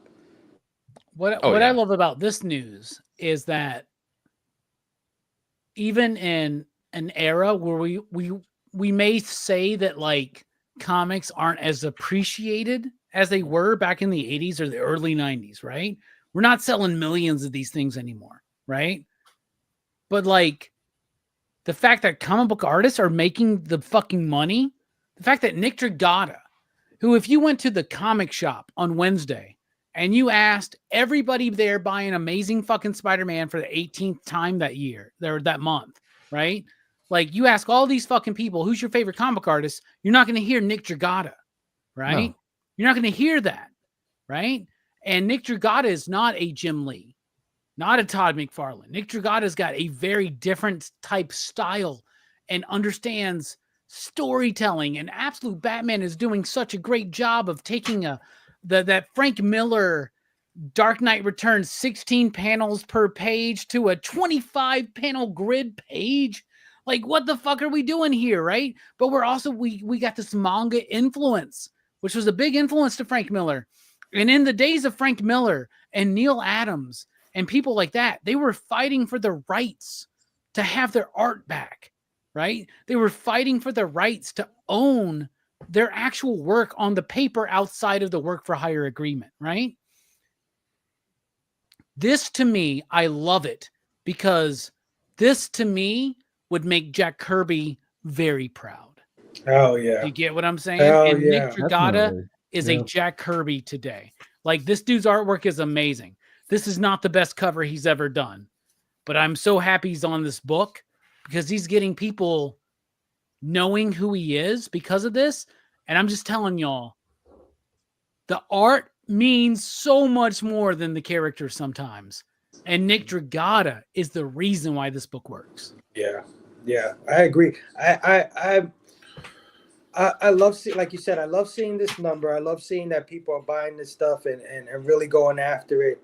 Because it, you know, ever since I got into the hobby back in 2020, 2019, all I've ever heard from day one is that comic books are dying. That's all I've ever heard. But guess what? Lines are out the fucking ass for SDCC, New York, and San Diego, Heroes Con. Just so many people out there want willing and able to go out there and buy their favorite comic books. All we ask is for good comic books, right? I think that people are mixing up the quality with the actual, like, I don't think they're reporting right on the actual size of our community. Because even ourselves on Instagram, right? We feel like we know a lot of people and we interact with the same people. We are such a small part of the actual community. It's insane. There are so much more people than you think buying this stuff, into this stuff. And I don't know why people keep saying it's dying. I don't understand where it comes from. But shit like this, 70 grand, somebody dropped 70K. That's a down payment for a house, bro. On one paper, one page. Think about that for a second. That's insane. That's a down payment for a couple houses. There you go. Not in California, it ain't. Oh yeah, not in New York either. Never mind. In Huntsville though. Yeah. No, in Huntsville, that's bullshit. To be honest with you, like we keep getting put on the number one list of cities to live in, and it's fucking my rent up. So everybody stop. Nobody wants to come here. Okay, everybody hates this place. It's no, but it's cool to see like Nick Dragata's got like an incredible sense of like dynamism with his artwork, right? And it's so cool to see that. Now, like the sales are because it's absolute Batman #1, but we don't talk a lot about this on our channels. But Felix comic art has a lot to do with this rise in like comic book art collectability and the money that's being spent. And Felix does a great job of letting the artists be a big part of that recuperation process, right? And I love it, dude. I fucking love it. And I love that we now live in an era where when a #1 cover or a cover sales for like a high amount, it's not because some random collector got lucky or some random writer and editor got lucky because he got this page, for instance, right? But that this is more a reflection of the art. And when it comes to Felix art, Nick is getting most of that cut. And that's a big deal to me, man. That's awesome. Because artists in comics do not get paid enough at all for what they do. And what they do is one of the hardest professions in all of entertainment, in my opinion. Absolutely. I'm a big art guy. I'm always happy to see this. Any other thoughts on Nick Dragata's #1 and his art selling for as much as it is? I was just gonna say, hopefully with all the eyeballs that this has right now, that it makes people go back and look at Dragata's other work, right? Hopefully this makes them pick up Ghost Cage, East of West, all those kind of things, right? Because the dude he's gotten better and better, but all that previous work is like astounding. Ghost Cage in particular was like really, really awesome. So It flew so under the radar for everybody, man. If you have a person that likes manga in your life, maybe slip them those issues because they're awesome. And also think about this. Why are we not talking about the high-selling Dan Mora or Jorge Jimenez page? Oh, because they don't exist. No? They don't have anything on Felix? They're not physical artists. They're digital. They're digital. So this also gives it gives like an example to artists as why physical is so important. Right? Yeah. You know, I'm doing a comic right now on Mortex. Everything is digital.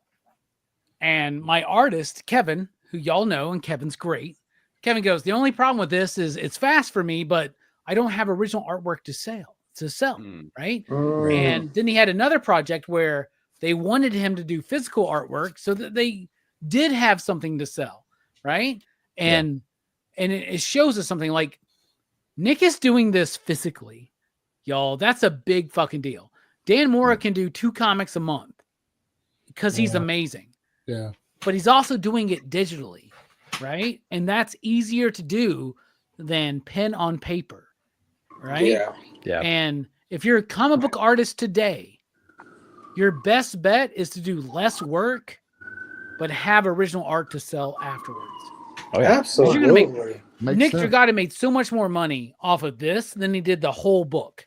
Think about that. Look at all those pages you got up there, right?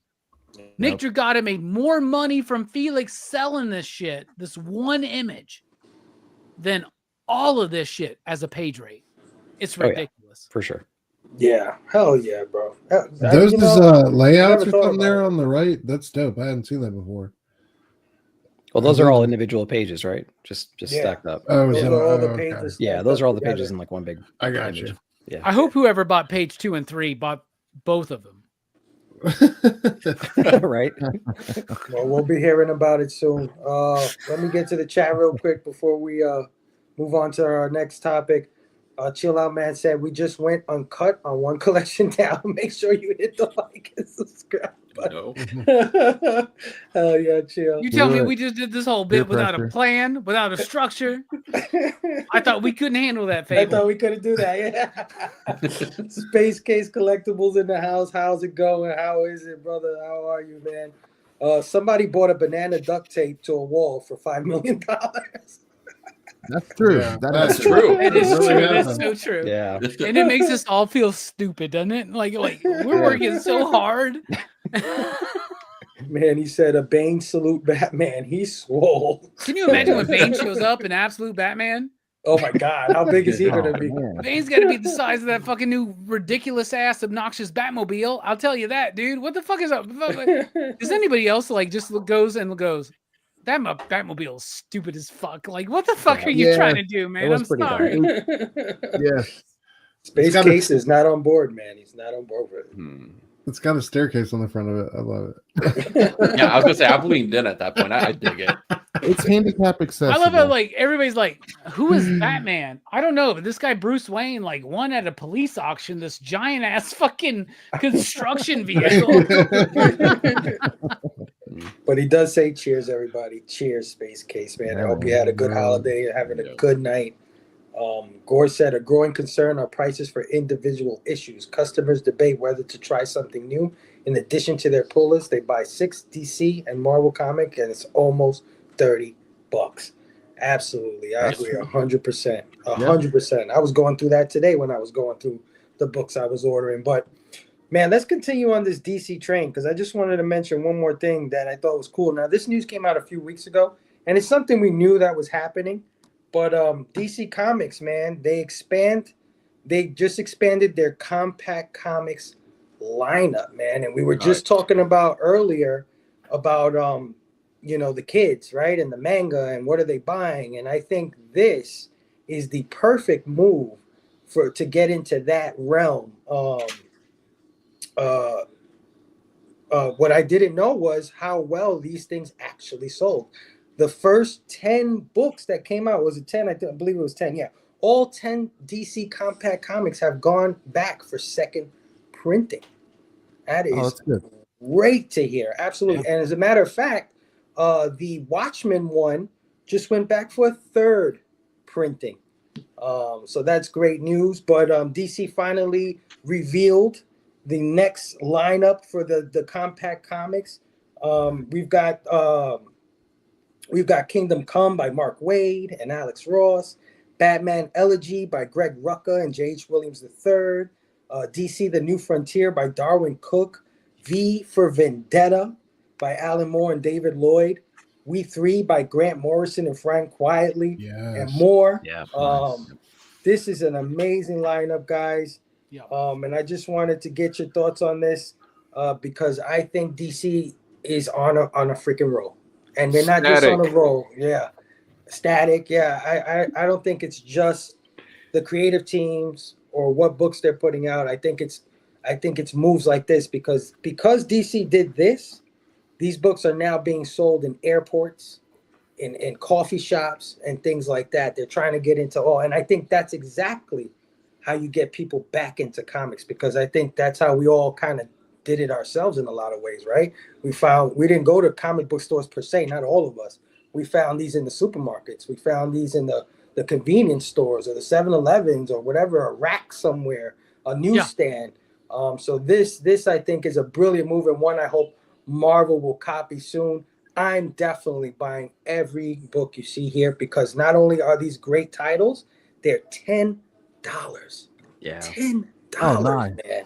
That's what I was. You might get a price point, and you might get a store discount on that if you're a subscriber or whatnot. I don't know. It might be, store to store, but that's great, man. Yeah, I picked up a bunch of these, and I haven't read a lot of these books still. Just trudging through things, and I'm really excited for a lot of these. So, perfect size, perfect price. I'm digging them, man. It's good move for them. This is awesome. Yeah, it's a good way to get it into new readers' hands who have never gotten to read them before. So yeah, it's awesome. Cheap price point. That's great. And the good variety. Yeah. Great deep cut selections like V for Vendetta, New Frontier, We Three. I love this second Authority, Kingdom Come. Static. Dude, to get to read Kingdom Come for $10. $10? Give me that all day. Yeah, full color. And so I don't know. Yeah, they're full color. They're digest sized, right? Yeah, You know? totally manageable. I don't own Easy to any of hold. these, right? Because I don't own any DC compact editions because I already have it, right? Because what I want to point out too is, yeah, we got the size, we got the price point, $9.99, which works for all of these until they do the Joker by Brian Azzarello and Lee Bermejo, which is like half the size of all the others and it's still fucking $10. And that's the one that doesn't sell at my shop. But I am selling out of these things at my shop like crazy. Nice. And I am always ordering 10 copies of each fucking volume to come in. They're about to do they've done an All-Star Superman. That's a big deal. Like these, like it's not just the fact that DC is putting them out with the right size, format, and price. They're putting out the right books for this. And that's important. And DC has always been able to lean on the fact that they have more perennial books than Marvel, right? And like when we talk about DC, we compare it to Marvel, right? What are the perennial Marvel books? Civil War, Secret Wars, Infinity Gauntlet. What else is there?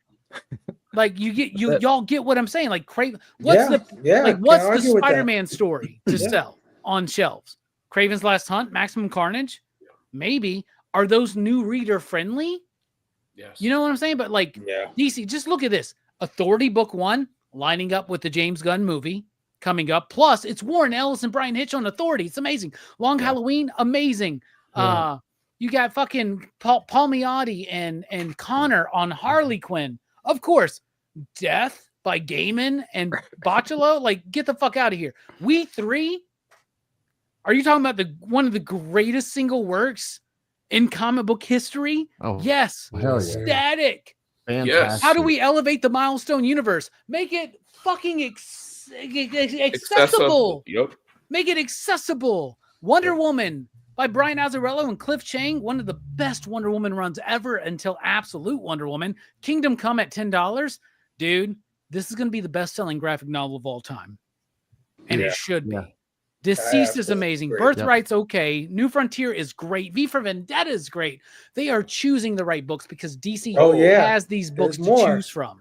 Yeah. The Batwoman Elegy. Why the Last Man? Why the Last Man? And they're doing Vertigo. Here's the thing. Let's go into Vertigo. Let's do Preacher. Right? Like, how about Preacher for $10 book one? Right? Yep. You know, and they are doing it because they did V for Vendetta. Yep. Right? Why the Last Man? Like, let's fucking go. Like fucking do it. There's so much content. Could you imagine a $10 Swamp Thing, a $10 Sandman to sell to people? Insane. Like, this is how we get people into comics, and DC understands it. But the cool thing is that DC has been understanding this for 30 years, and they have these books to give. If Marvel wanted to do this, they couldn't do it. Wow. They couldn't. Yeah. And no shade on Marvel. I don't know if they couldn't do it. No, they couldn't because they don't have the perennial books like this, dude. No, they don't. They don't have enough to cover, but I think I would still like them to try. I would like them to try too. Together. Yeah, no, absolutely. They could do what they got. You know what I mean? I would love it if Marvel fucking tried. That would be great.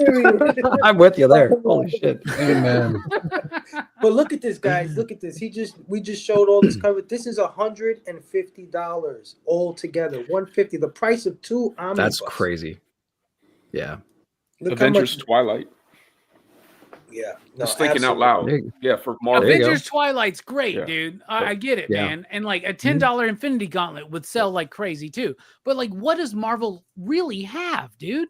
Like, beyond those five. I have to deal with this as a retailer. Like, people are like, where do I start with Spider-Man? And I go, Ultimate Spider-Man by Brian Michael Bendis to Mark Bagley is amazing. Oh, is it in print? Can I get it easily? Oh, no, you can't. That one. Well, you know what they can do? They may not be able to put like a collected whole story like this together, but they can do like Amazing Spider-Man 1 through 10 and then do a number 2 to 11 through 20. Well, they did that with the Mighty Marvel Masterworks, but the problem is, but in this format for $10? Well, they do them for $15.99. Okay. Right. So that's a little bit of a thing there. But the other thing is this. You can't tell me that Authority by Warren Ellis and Brian Hitch hits somebody today that's reading a comic for the first time like Steve Ditko on fucking Spider-Man. Like, it's not the same thing, right? You have to have an appreciation for this art form to really understand things in context from 50 plus years ago, right? DC has more opportunities for us to get in. You don't have to understand what DC Comics in the 50s felt like to appreciate DC The New Frontier. Yeah. To read that or watch that movie, that they did the animated movie. People loved it. Why? Because it's a great story. Yeah. No, and DC I has more you. opportunity for stuff like this than Marvel does. I get you, but if we're comparing it to manga, stuff like Dragon Ball Z and One Piece, those all come in volumes, manga-sized volumes, and there's like 14 different Dragon Ball Zs, and people are willing to get all 14. You can break down an ASM. But the issue is this, though. Stop talking about Phable, the issue is this: like Steve Ditko, Jack Kirby, as much as we love and appreciate their work, it's not something that resonates with a popular audience today. First time. I get you. I get you. So like these books are great. And this is one of my criticisms with the DC Compact line is like, y'all, you sell great. Where's the follow-up? Right? So they put out the Snyder Capullo Court of Owls. Put out book 2 of that. Right? Yeah. Like give somebody a definitive place to start and continue on. DC and Marvel can't do that. Like they could do it, but it wouldn't work. Even with Marvel, like audiences today can't vibe as so much with a 1960s thing without the context, right? Without a historical context to it. DC has more perennial titles to work with, but maybe it wouldn't be a bad idea to have a series of graphic novels. Like, here's my crazy idea. You ready? Let's say we did Ultimate Spider-Man again. Let's say we retold the story of Spider-Man, right? Let's say we told them in $10 graphic novel chunks from the get-go. Why not that experimentation? Oh, I see. I just see what you're saying. Start a new series in that format. Start something new, because like, where do you start with Spider-Man? I get this all the time. Where do I start with Spider-Man? At my shop. I don't know what to tell you, bro. Like, you can start at the very beginning with this Steve Ditko and Stan Lee stuff, but like that may be too dated for you. Right. Or you can read Kraven's Last Hunt or Maximum Carnage, which are two of my best-selling Spider-Man graphic novels, but Marvel doesn't do themselves favors. They don't keep things in print. Or right?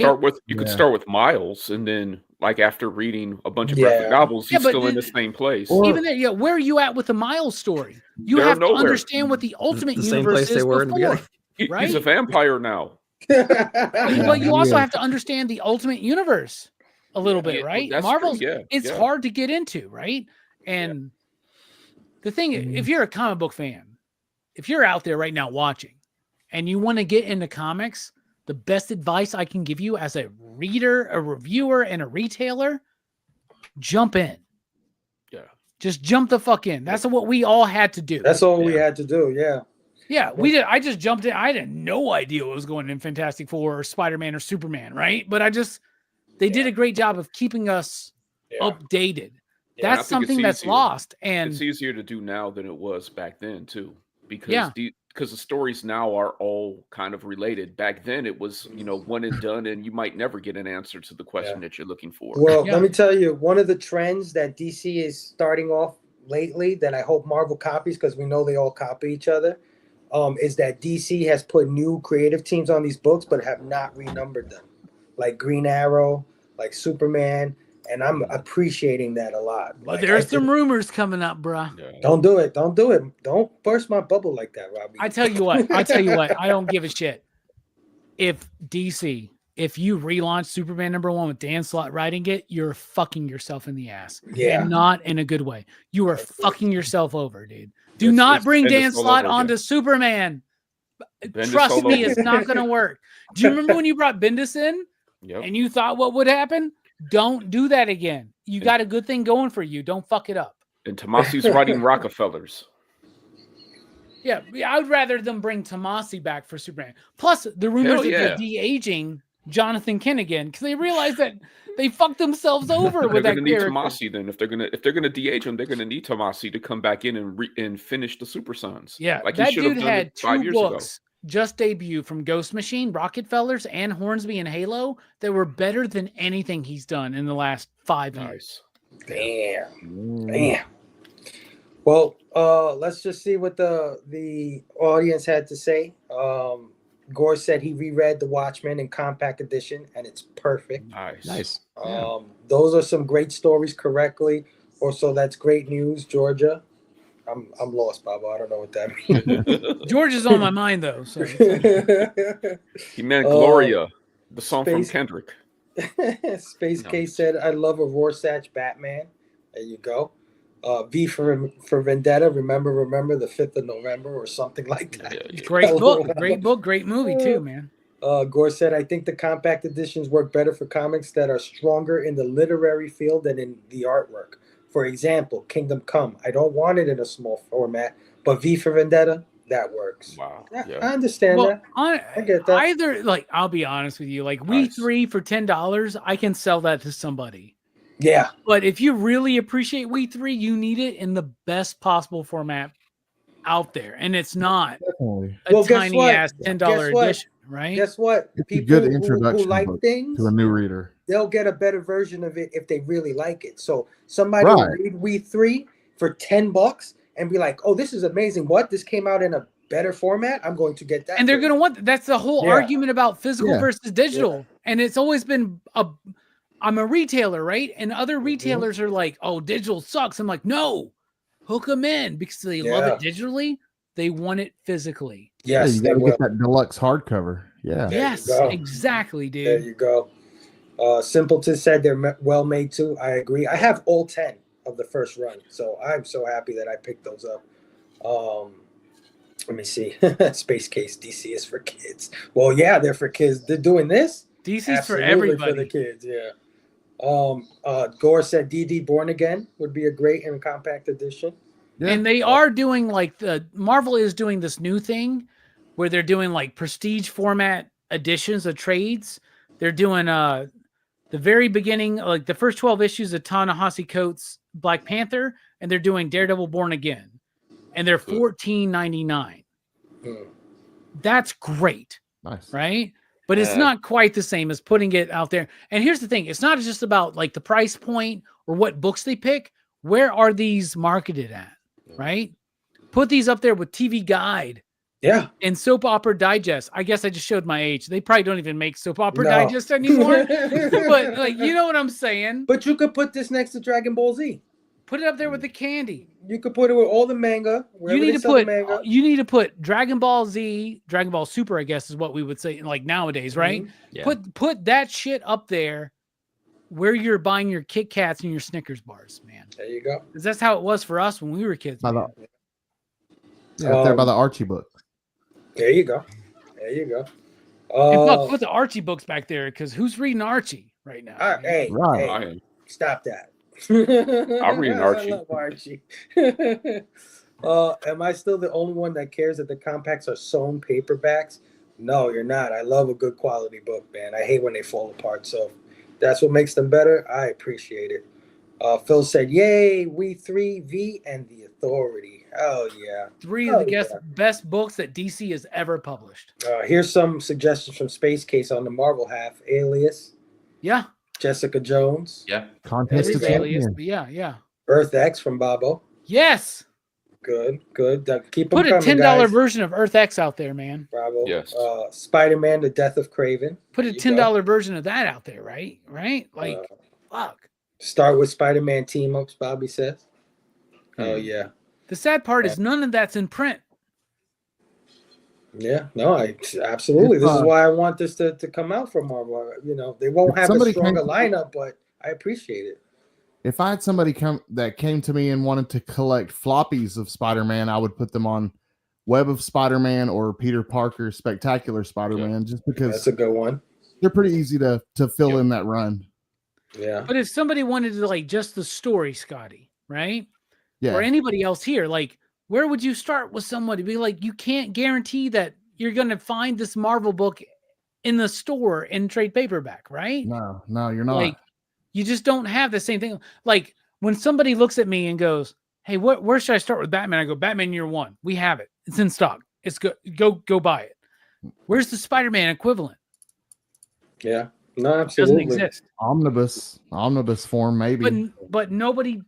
That's a high entry point, a Yes. cumbersome format, and even those they don't keep in print. Like, you could say the Epic collections, but they're so weirdly put together. Even the DC thing, even though I'm a DC shill and I did a whole video for them, right? And thank you, DC. I love you so much for sending me those books.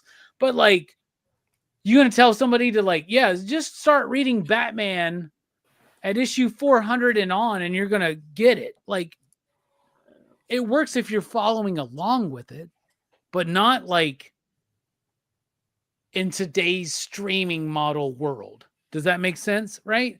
Like, people want to be able to go to Authority book 1 and read a complete story and love it, and then go to the next one. So the DC Compact stuff is successful now, but are they doing Authority book 2? Are they doing Batman Dark Victory? Are they doing the next part of Harley Quinn by Jim Palmiotti and Amanda Connor? Are they doing Sandman? Are they doing Are they doing Invisibles by Grant Morrison and How to Kill Your Boyfriend? Are they doing more milestone stuff? Like, are they doing that? Or are they just doing this? Right? You have to have the product out there to be able to sell. Right? Yeah. Well, I think they're just enticing. That this is, they just made a splash on the scene. This is their follow-up run. I'm pretty sure if these are successful, then everything you're saying will come down the line at some point. I'm pretty sure. And I was surprised because I got all the first 10 compact comic books and I put it out there like, is anybody getting this? And it was almost like everybody was like, oh, those are cool. But no, I didn't pick them up. To hear that they're in second prints, going to third prints, that's great to hear. And as soon as that happened, the specs got involved, dude. You know that, right? You saw people doing these videos about it, shit. Like, they're CGCing. How do I slab like these they're things? grading their fucking compact editions. Like, get the fuck out of here. Wow. That's nobody's first appearance, bro. I bagged up my compact edition, so that's all I gotta say. To what Gore said, if Marvel was doing something like this, a $10 version of Claremont and Miller's Wolverine, yes, I could sell that every day at my shop. Oh yeah. Marvel Team Up introduced me to so many Marvel comics back in the day. Yeah, Marvel Team Up, I would do. See, Bobby. So many good ones, yeah. Yeah. DD Yellow, Spider-Man Blue would also be good comic. Yeah, here we go. And Gore's giving us some great. Yeah, Gore's giving us. Thank you, Gore. Thank you, Gore. We know Robbie hates Marvel. We know that. Electra Assassin would be a great $10 book. I could sell that. I could sell that one a week if they would keep that in print. Guess what? Electra Assassin's not in print right now. I can't order any more from my shop. And that definitely goes back to the can't really enjoy the art as much, but this is all about convenience and providing something that is familiar for the people who aren't reading full-size comics. They're into that manga vibe. So yeah, Electra Assassin in this format would be interesting. Space Case said he'd love to conject. How does he get on the panel? Space Case, man, hit me up on IG. One collection down, we'll talk, man. We'll talk to see if we can get you on a future show. Could you imagine if Marvel right now had Ultimate Spider-Man #1, Ultimate X-Men #1, Ultimate Black Panther #1, and digest format, $10 each for the first 5 issues or whatever the fuck, out there available? That's what's when we, a lot of us growing up in the comics, it's because we found comics and we didn't go to comic shops first. You know what I'm saying? We didn't have these movies. We saw this shit out there on the shelves, on the newsstand. It intrigued us. We wanted that. We know we got that with manga right now. Manga sells incredibly fucking well in America. Because it's cheap too. $10 price point, digest sized. Yeah. DC's figuring it out. Marvel could do it too. Marvel doesn't have as much to vibe with as DC does, but they should do it. And here's the other thing. I know we're always critical of the big two, and I personally get criticized for not critiquing the other companies as much. Image can do the same fucking thing. Yeah. Could you imagine a Saga book 1 through 12, $10 digest sized? Aren't they doing that? Aren't they? I think they're isn't doing Image, that, yeah. Image is doing that. Yeah, they're coming Are out. they? Soon. Well, Yeah, they need to.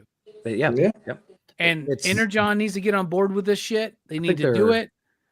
Yeah, what And like size the are they? I old can't school, remember. the big giant GI Joe compendium that you were talking about, Phable. Yeah. How about do a $10 version of like the first 10 issues? Yeah. Right. Yeah. And just keep it going. Break it up into 3 or 4 volumes, and at $10 a piece, I'd buy all 4 and make the spines connect. Yeah. Where it forms an image. Oh, I'm down with that all day. You talked about the collectability of these things. I can see people actually doing that with this because there's a lot of people that are tired of modern comic books, whatever, new issues. They can't afford them, you know, and omnibus prices are out of control. Hardcover prices are insane. So I can see And people they're picking hard this to up. read, man. Yeah. Like They much are. love to people like fucking Omar and Steven, like Near Mint and Jim Mint. Like they're my homies. I love them. I'm sorry, y'all. The omnibus is not the way to go. You tell someone, how do you get into Spider-Man? Buy this $150 book. Yeah. That is hard to fucking hold and can't read. even hold and read. It's right? it's like a fuck all that, grimoire dude. and shit. You need an altar in order to put You it don't together. want to take them with you because they're so Raise your expensive. hand if you're on the panel right now and throw out a number 1 in the chat right now. If they did Amazing Spider-Man 1 through 10 in a digest format for $10, would you buy it? Yeah, sure. McFarlane, yeah. Absolutely. If you Spawn or McFarlane, Spawn 1 through 10 for $10 in a digest format, would you buy it? Yeah. Oh, yeah. Decorum. Definitely. East or West, first 10 issues, $10. Would you buy it? Yeah. Yeah. Keep them coming. Huh. Yeah. Interesting. Yeah. Okay. hold on. Robbie, you're telling me I could spend $40 and get like whole stories like that for $40? You know what I mean? Like, all right, but how get about this? 4 How of them? about $40 for a random 12 issues of Iron Fist in 1983? No. That doesn't excite you? I'm so surprised. No. If it was ROM, it would be different though. But how about this? Rom V's Detective Comics run. 4 volumes, $10 each, digest size. Would you buy that? I'd buy that. Do you think an audience would be found for that? Something like that? They're like, I think so. Hey, look, put it like this. If there's a Marvel movie out at that particular time, I think any book from that character at any time in his thing would sell. All right, how Like- about this? First 12 issues of the Ultimate Spider-Man, Bendis and Bagley. Yeah, give me that. $10. Yeah. Digest size. Get that. We put out volume 2 2 weeks after. No. Look at all the No, Jim not 2 Starlin weeks. stuff. We got All the Jim Starlin. Yep. Silver Surfers. Yes, all the Jim Starlin work. This is for what I was Marvel. telling you, Robbie. Like Marvel may not have these complete Well, you got to stories think that you about can it. tell, but they have volumes of their runs that people are interested in collecting because they can't here's find the thing, them. Phable. Like They you say, can't you find would them. you 2 weeks later for volume 2, you wouldn't be there. But I'll tell you what if you went up there and there was like 4 volumes of Ultimate Well, no, I Spider-Man you could can't. I get for can't do $40? that because I'm going to assume that we're doing several characters. So I'm going to want a 10-issue volume, $10 book of this guy. I want the Surfer and I want the Fantastic Four. I'll be back in 2 months for the volume 2. You can give me another volume 1 or something else the following month because that's whatever, what DC dude. is doing. I know you. I'm If serious. you came back in 2 months and there was 3 volumes, you would buy all 3, dude. $30 to get like 30 more issues of something that you're into. Like, I think they hold off too long with some of these releases, right? What, the I Compact? I think it's working for them, man. Well, we'll see where DC Compact goes. Yeah. But they need to like they did the Snyder and Capullo Batman Court of Owls. Do volume 2 right now. It's coming. Don't they all got those people just bought? No, is it coming though? Don't they have the what is it? What was the Batman one that we had there? Hold on, let me put it back on the screen. No, it wasn't a Snyder one though. So the next one would be the Joker, the first Joker, Death in the Family. Oh, I gotta do it like this. My bad. Yeah, they guys. should do Death of the Family, and people would be into that. Both of them. I think it's Both on the of the other Death in the page, Nick. Yeah, isn't that one the Long Halloween? Is that not that? No, it's no. Oh, okay. That's something completely different. Okay, I don't. Yeah, it's its I own. don't No, know. but here's the thing. They like year 1 Long Halloween Dark Victory. That's a perfect trifecta of things to sell to people. Yeah. Right. And and that's what Robbie was saying, was like DC has these things already built in that are easy for him to sell to customers because they're complete stories, one and done. You get the volume, you read it, you love it, and then you say, okay, what's next? And what there's I'm something to saying, follow what I'm it up saying with, is that right? if manga is the #1 selling thing, then manga is totally in the way we're saying Marvel should be. Manga is by volume. Well, the best part about manga is like people ask me, where do I start with Demon Slayer? And I go, book 1. Book 1. And there's And like then 40 they buy it. copies They go, right where do here. I go next? And I go, volume 2. Volume 2. Where can I get it? Anywhere. Nobody has an under. Nobody ever comes up to me and goes, Robbie, I don't know how to get into Demon Slayer or Akira or whatever. You know what I'm saying? Like, it doesn't matter. Jujutsu Kaisen is like one of the biggest fucking mangas we sell right now. Like, nobody has a problem with that. Understanding. Marvel and DC, people all the time go, where do I start with Batman? Well, all right, DC has helped me out. I go, start with year 1. Yep. What after? Long Halloween. After that, Dark Victory. No. After that, what do we? Then I'm Year like, 2. all right, now we can move on to like maybe Nightfall or No Man's Land or Killing Joke or Death of the Family or some shit like that, right? I can move. Where do I start with Spider-Man, Robbie? Well, I really don't think that you'll resonate with the first 12 issues of Amazing Spider-Man by Ditko. But Ultimate Spider-Man would be a great fucking thing to do. Can you get it for me? Can you special order for me? Yeah. Click. No, it's all out of print right now. Yeah. I'd buy that in a heartbeat. But guys, we got to move on, man. We're almost 2 hours into the show and we still got the blaming to do. So, guys, thanks for, I had a couple of more news items, but Robbie decided to shit on half the comic book community, so we had to move I'm sorry. It's what I do, man. I hate everybody. No, you don't, man. But anyway, yeah, we like to do this thing here called the blaming. What's the blaming? It's basically a glorified show and tell. We call it the blaming because you might blame one of us for that next purchase, and you'd be like, Scotty, God damn it. Why did you show off that foil cover? Now I need to go buy that thing on eBay for 3 times what it's worth. I blame you, Scotty. So let's move on to the blaming. My bad. Why don't I own this? Why don't I own this? All right. So we're going to start off the blaming with my co-host, Nick. Comic culture, man. Right. Hold on. How do I do You better blow it up. It's gonna there be, we go. It's gonna be worth it. That's what Go she ahead. said. Anyway, so Black Friday, I went to my local LCS, Cadets Toys and Comics, and they had a great sale going on with some figures and whatnot. And I'm like, man, it's right around the holiday season. I can't be buying anything too crazy, but I did walk away with this giant holy animated adventure Batman. Yep. Oh my god. Yeah, the lights and everything. Let me turn the lights on. I didn't turn the lights on. There you go. It has lights, dude? Yeah, dude. It has lights in the front, lights up on the inside, lights up on the back. What? It's incredible. It's huge. And it actually fits like the full size like figures and whatnot. And it's really, really sleek, dude. It's really something else. And the box is gorgeous too. McFarlane Toys. It's crazy, dude. Yeah. How much does that go for, dude? I think you can, I don't know, like I think I found it on Target for around like 80 or so, 77, but Cadets had it even cheaper with the sales and everything. So I was like, yeah, I got to jump on this. I went there going to try to find like there's a foot version of this, you know what I mean? It's like $40 or something. But then I saw that box on top of this box, and the box is huge, right? And I'm like, I can't walk away with just that one, man. This thing is just so incredible. So yeah, went ahead and picked this bad boy up today. It's the only thing I got today for Black Friday. But yeah, that was something else. I don't know where the hell I'm gonna put it. It's gonna go not back in my CGI background. It's gonna probably go over there in my other shelves that I got for that. But yeah, I was really excited for that one right there. That's all I got today. Nice. Oh my god, that is amazing, dude. Hell yeah. Blame you. Yeah. I'm definitely looking up that one after the show. I didn't know it existed this morning, and I had to go home with it today. So best Batmobile ever, man. Blame Cadets for sure. Blame Cadets. Hell yeah. Hell yeah.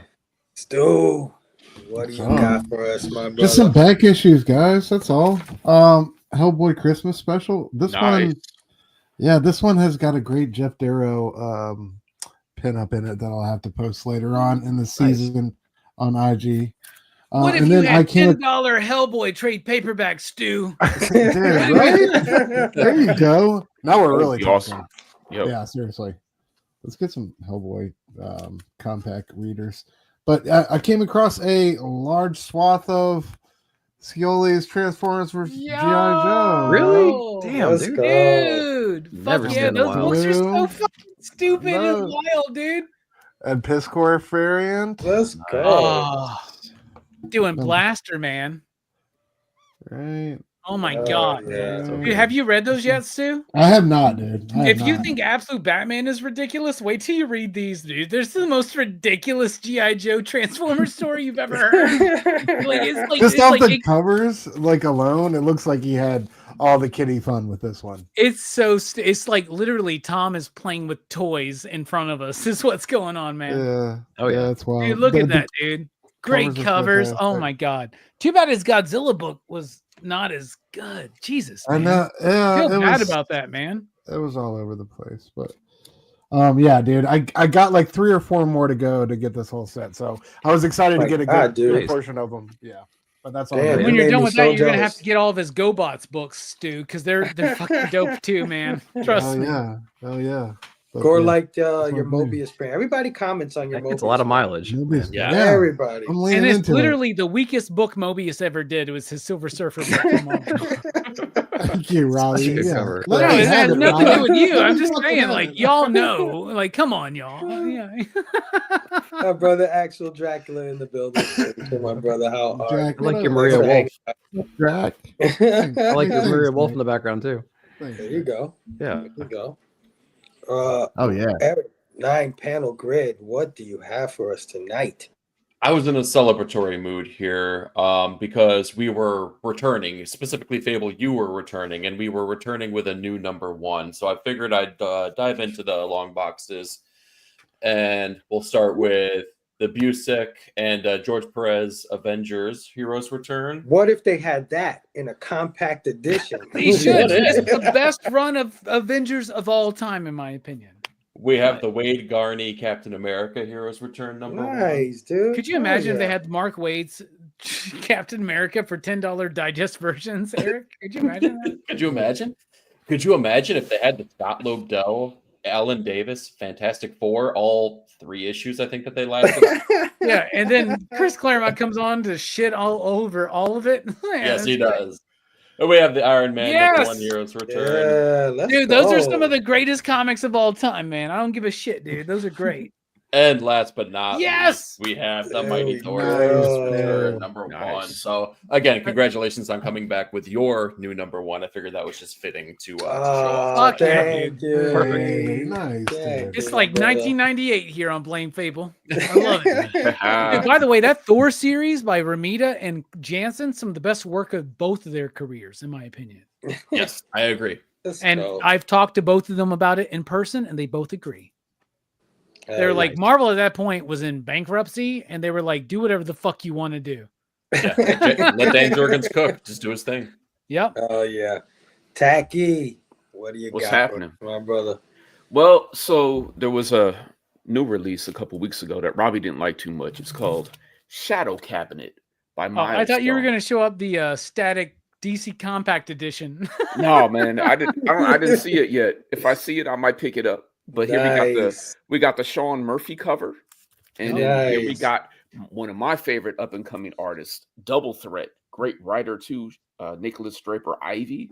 Got his cover. Nice, dude. Hell And yeah. Cover A is at the shop. So once I get there, I'll pick that up. And Taqi, I just want you to know this. Every time I have to review a Milestone book, I feel like I'm letting you down.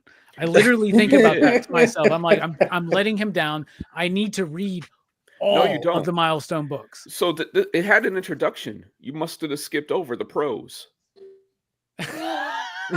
It had an introduction. I did the same thing because I was like, okay, did Brainiac win? I can't and I was a little foggy because Icon versus Hardware wasn't the greatest of all time. But if you are going to pick something up, pick up the 2 volumes of Static. The second one, Shadows of Dakota, was like my favorite book last year. The Vita Let's stuff? go. The Vita stuff? Nicholas Draper Ivy stuff. I think Vita was just there for technical stuff. Okay. Yeah. I think Draper Ivy wrote most of the second volume. Dude, the only reason why I don't shit on Milestone is because of you, bro. Because I'm like, Taqi loves it, and I know there's something there that I'm just not getting. Well, I mean, they're bringing back Vertigo. I think that Vertigo should never have gone away, and I don't think Milestone should ever go away. And I like the way they're doing it. This is like the absolute milestone right now, and it's not for everyone. Oh, nice. But if you see one of their books on the shelf, help your comic store out and pick it up, because they're when they order it, and Robbie could attest to it, there's no guarantee that those books are going to sell because DC doesn't market Milestone books. Yeah, especially the floppies. So they need to lean more into. Could you imagine a Milestone book for $10? Could you imagine Milestone books at a book fair in the inner city? No, I'm serious. Inner city. I mean, no, that's a brilliant idea. Wake fuck up, Jim Lee. Wake up. DC, I know you're fucking watching right now. Yeah, I'm sure watching. It's coming, dude. Or Far Sector or some shit like that. Like there you go. Far Sector came out. Yeah, Far Sector's out. So I mean, maybe they're synergy. They need to put these DC compact books in Scholastic book fairs, though, man. Yeah, that's what I'm saying. Yeah. But they will. Yeah. This is the point Definitely. of that. They want to get out of the traditional, distribution of comics. They want to bring them to every place that they can ever do. Until they do that, Phable, they're still just bullshitting. They have done that. They basically said that they're available in airports and this and that, different places. It doesn't, dude, whatever. Look, airports, everybody's buying the new James Patterson fucking Cross novel. Not everybody, Robbie. Not everybody. Come on. But no, the Scholastic book fairs, that's what's so important. Why do we love comics? Most of us got into comics when we were young, right? He passed away, right? The artist. Yes, he did. Recently. Yeah. Just recently, 2000. Jeffrey Verrege. These are the books I always put on my wall for Thanksgiving. The Native American variants that came out about 5 years ago. Yeah, man. He's like his stuff is what I'm looking for now.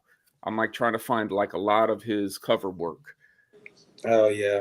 It's so original. His composition is amazing, man. Yeah. Mm-hmm. Look at that one, dude. The shield. That's beautiful. Like, oh my god. Wow. Yeah. Oh yeah. I hated to see that, man.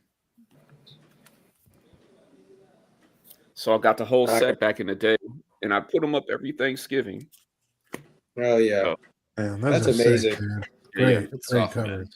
You're a real one that I'll never talk shit about, just so you know. You better not. He bully your ass. I just know that Taqi could come he could come more correct against me than other people probably. So I just always leave him alone. We'll just have a discussion, man. And then I wanted to throw this out there for Scotty. Hell yeah! Did you read this? Yeah, you had this. Yeah, because dude, it's fantastic. Yeah, the artist behind that brow, I love him. So that's a good one. I saw that. Yeah, so I know Nick loved it, and I saw it. It was in the box with the Verrege stuff, and I was like, "Oh man, we haven't talked about this one. It's lost and forgotten." Yep. That's great, Taq. That's your blaming? Yeah, that's it, man. Taqi, come on, PCP soon, man. We need to have a one-on-one conversation soon. Oh yeah, man, for sure. All right, let's do it. Yeah, let's do it, man. It's in the books now. Let's do it. All right. All right. Yep. Oh yeah. 2025. Yep. No, 2024, motherfucker. Dude, all right. Our latest member here, man. Let's go. Your first blaming. Put on Slipknot Vermilion Part 2 and then read that. It's awesome. There you go. My Black Friday pickup. The only Ghost Machine title I haven't read yet. The Blizzard. Nice. That's the trade, the whole thing? Yes, it's the trade. Nice. Super cool. So I can't wait to dive into this. Can't wait. It's got the artwork from the artists behind Maniac of New York and Bunny Mask. So Andrea Muti. Muti. Yep. Yeah. Oh yeah. Cool fucking dude, man. Got this past Wednesday. You got the hardcover. Yeah. Fuck yeah. What if they had that for $10? Imagine. Good excuse to reread this series. An awesome series. Yep. Yeah, all this new Ghost Machine love and highlight Junkyard Joe because that's one of the best things Jeff has done in a long time. And pay attention to Geiger coming up soon. Yep. And Geiger's my favorite. I love Geiger. Me too. I wanted to highlight some people I've gotten to meet this past year. Benjamin Percy, fantastic getting to Oh meet him. yeah. Hell yeah, Got him to dude. sign a few covers. Jay Lee, got Jay Lee to sign this. Oh, Nice. okay. Sick. I dude. That see was you. fun. Fuck Yeah. yeah, dude. Nick that Frizzin. My I know, favorite sir. person, I know. my favorite person that I got to meet this year, though, for the first time was Howard Shakin. Like an absolute legend. Nice. There you Um, go. Fantastic. I can't wait to see him again. I hope I get the opportunity to meet him again. But it was just such a pleasure. That was my top meet and greet of the year, was meeting Howard Shakin, because he's just an absolute legend. Nick, have you Yeah. told Scotty about? No, I our haven't told people? Scotty about that. I was already laughing about it. Shut up. Now, Robbie set me up for failure on that one. I was No. like, just don't bring a Star Wars comic, and it's fine. Trust me. I've been thinking about all week long who my top 3 artists for 2024 would be, who my top 3 favorites, like the most consistent, the ones that I find myself looking for. And so I brought a representation of my top 3. And Yeah. one being Dan Panosian. Oh, Dan. Nice. Yes. That cover. He is Fuck yeah. killing He's it announced this some heat year. this year. You know, Rob Very Lipo got him And his then my start in the next industry. Just so you know. No way. I think that's number Profit, 6 right? people are looking for. Next one would be Fuck.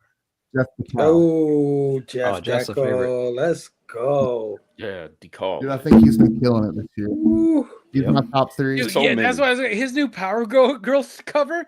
Oh So my good. god, dude! I will never buy an issue of Power Girl, but like I wanted to buy that one. Dude. Oh, Yeah. yeah. Look at I how got those those good titties too. are like coming You know out of what? that shirt. Just look at it. But then my number 1, like I'm picking up everything that this guy puts out. Mark Spears, man. Mark Spears. There we go. His artwork Dude. Oh. blows me away, dude. Who was Who's talking about Mark? Spears? Yeah, who was talking about that book first? Yeah, I think somebody on here is friends with him, right? Yeah. Somebody That was guy's telling an us. asshole. Just so you know, He's never at his table. Clip it. He's always just walking around talking to people. he just launched a new Kickstarter, by the way, for the Monster versus the Wolf. Yeah, I saw gotta that. hop on board. Yeah, I gotta hop on board because nobody's Damn, touching him in my Scotty. book, man. Damn, boy. What? No, Bro, yeah, holy yeah, shit, yeah. dude! You're keeping Dude. Mark in business, man. Look at you, man. What the fuck is going on? You're Shit, spending Scotty. way too much money, man. I sent one off for CGC today as well, the Bridezilla. Nice, dude. So I literally was like, one day I was like, yeah, he did a second print, and the 1 in 25 is this Halloween fucking incentive, but like I already sold the 2 that I bought for my shop. Mark messages me. He goes, yo, I got you one of those Halloween covers, man. I was like, all right, you earned another good review for part 3. Just Oh, wait wow. and see. No, Mark's Well, great, With that. dude. You're in Chattanooga, right, Scotty? I'm in Chattanooga. Yeah. All right. Okay, so you're very close to me. And we need to put together a time where me, you, and Mark can gather together and have lunch and chill out together. Yeah, let's go. Let's go. That is, by the way, I'm not kayfabe. Like, Mark's been my friend for over 20 years. Like, I love you. Dude. Yeah. So, I told yeah. Scotty that when Scotty was I- like, "Oh, I love I Mark love Spears," I'm like, Robbie knows him really well. He think loves he's people artist that of eat the his year. ass too, man. So it's all good, dude. Like, I'm like his number love- 1 fan, man. I'm picking up everything that he touches. all right, Fantastic. Scotty, me, you, and Mark, man, we're chilling out. We're gonna go eat some guys good heard it. food, and we're gonna drink some good beer, and we're gonna do karaoke and get shit faced, man. That's what we're Let's gonna do. go. I'll Let's do it with you, Robbie. I'll do that, man. You guys heard it though. You guys heard it. Hell yeah. Hell yeah. Is that your blaming brother? Yeah, that's me. That's me. I That's showed an him up. awesome yeah. first blaming from our Great blaming, bro. newest crew member, Scotty S. Vaughn, man. Thank you, man. That was amazing. Thanks for having me, dude. This has been fun. Hell yeah. Hell yeah. Robbie, you got anything over there? Yeah, I got shit. Let's Who the go. fuck think you're talking Let's to? go. All right. So I had my homie. So I recently was able to do a celebrity interview with C. Thomas Howe, who's part of like the biggest movies of our childhood. Let's go. With like E.T. and fucking The Let's go. Outsiders and The Hitcher and like come on, y'all. Like C. Thomas Howe's great, right? So this Jordan is the dude who hooked that up. It's because he is the store manager of a local like toy shop, and as a thank you to me, and as just a love you, bruh, he gave me this for free, which is a tall man Movie Maniacs action figure from like my years ago God, that is dude. actually really hard to fucking Yeah. find and very expensive. That And you is just dope. I got the little dwarf dude too, man. So like He looks just like him, man. That's crazy. Like That's that's a crazy appearance, good, man. uncanny likeness. toys have gotten better, but that's nice. It's nice that it's there. All right, so comics this week. Comics that are really good that I bought myself are Justice League Unlimited, Let's go. Savage Dragon, Uh-oh. one of the Ooh. greatest comics out there. And like Scotty, Yes. you need to be looking at Savage Dragon for erotica in comics. It's There pretty you wild go. shit going on there. There you I covered go. ants. I covered ants. I know, and I love everything you're doing there, bro. I'm like so horny, man. Like, so like I just like updated my Amazon wish list because we're nearing Christmas season, and I put I found out there's this like DVD collection out there, like double features of all these like 90s Skinamax movies. Yes. I'm thinking about doing a whole fucking like thing on those, man. Like Scotty, Yeah. me and you should go through the Cinemax softcore porn movies from the 90s. I'm so in. I'm in. All right, these noir editions are amazing, but I'm a big fan of Hayden Sherman's artwork. That was cool to have. My Hell yeah. cover of one of my covers of the year is Tony and Trish, Feral number 8. That Nice. is a tribute to Dario Argento's Phenomena. So you know I love that. I hate. What's the worst thing in 2024? Marvel's Red Band fucking initiative. But I still buy Blade because Blade's one of my favorite characters. I'll get it all along, but one of my favorite comics of the year, Absolute Wonder Woman. Yes. There it is, number 2. All right. To wrap up, I just picked this up. Oh, I don't buy a lot of G.I. Joes, but look at that chrome face on Cobra Commander right there. I hate you right now. I have you. because I also got this recently. So I think I got the only 2 G.I. Joes I need until I see a Baroness come up. Baroness, dude. Eyes. Baroness. Hell yeah. But these 2 and Baroness, that's all you really need. But also Storm Shadow. Fuck. I think I'm starting a G.I. Joe collection. Come on, Snake Eyes. Oh. Dude. But look at that, right? That's so dope. It's gonna be so amazing. And I guess the last thing I gotta point out is the biggest toy I've ever gotten. Oh. What the fuck is this thing? Oh shit. What the fuck is this? Phable, what is this? What is this, Phable? You know. That's Fortress Maximus, dude. I finally got Fortress Maximus, and I opened it up and I was like, what the fuck is this? Like, it's way bigger than I thought. It would be this transformer big, they bro. made, bro. I thought this thing was like 12 inches or 15. No, dude.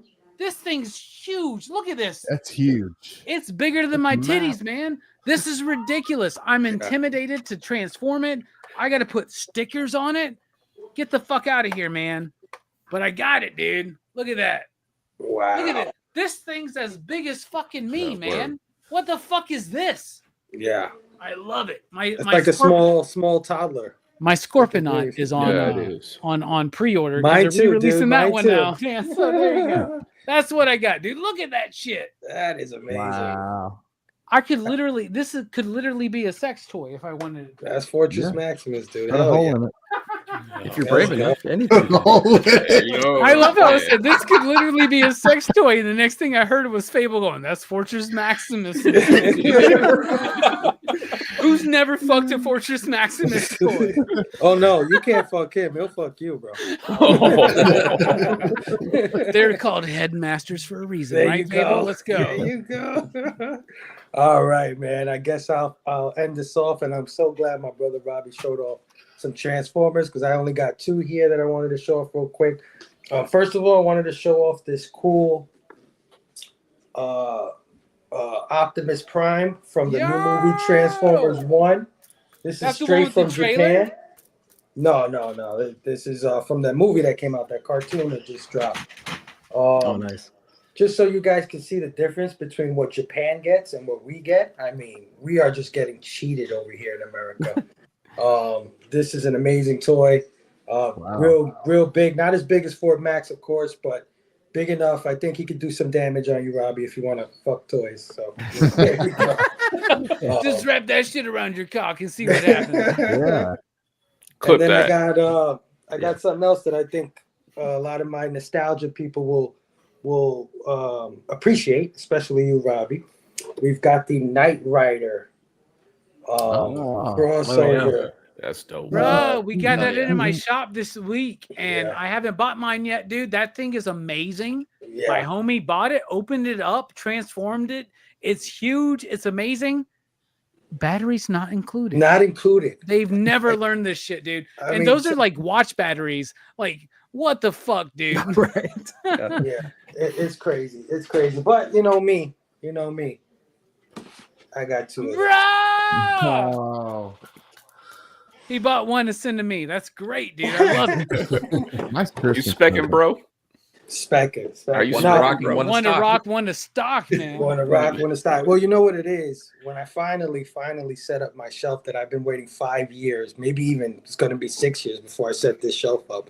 I wanted to have all the crossovers, and it's like really hard to choose between whether I want them in vehicle mode, right? Because that's the iconic version that you want to see. But I also would like to see them in robot mode. So I've got all the crossovers in multiple copies, so I can have them both robot and the vehicle mode. Oh, So that's I can't so wait. fucking crazy. You Can't got wait. the Top Gun one, man?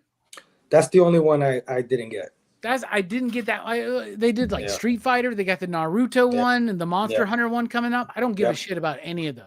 Yeah. But I do feel bad missing out on the Top Gun one for some reason. Well, it's a Because shitty rewatching figure, Top man. Gun this year was like, that's the gayest movie of all time. And I'm here for it. That movie's so amazing, dude.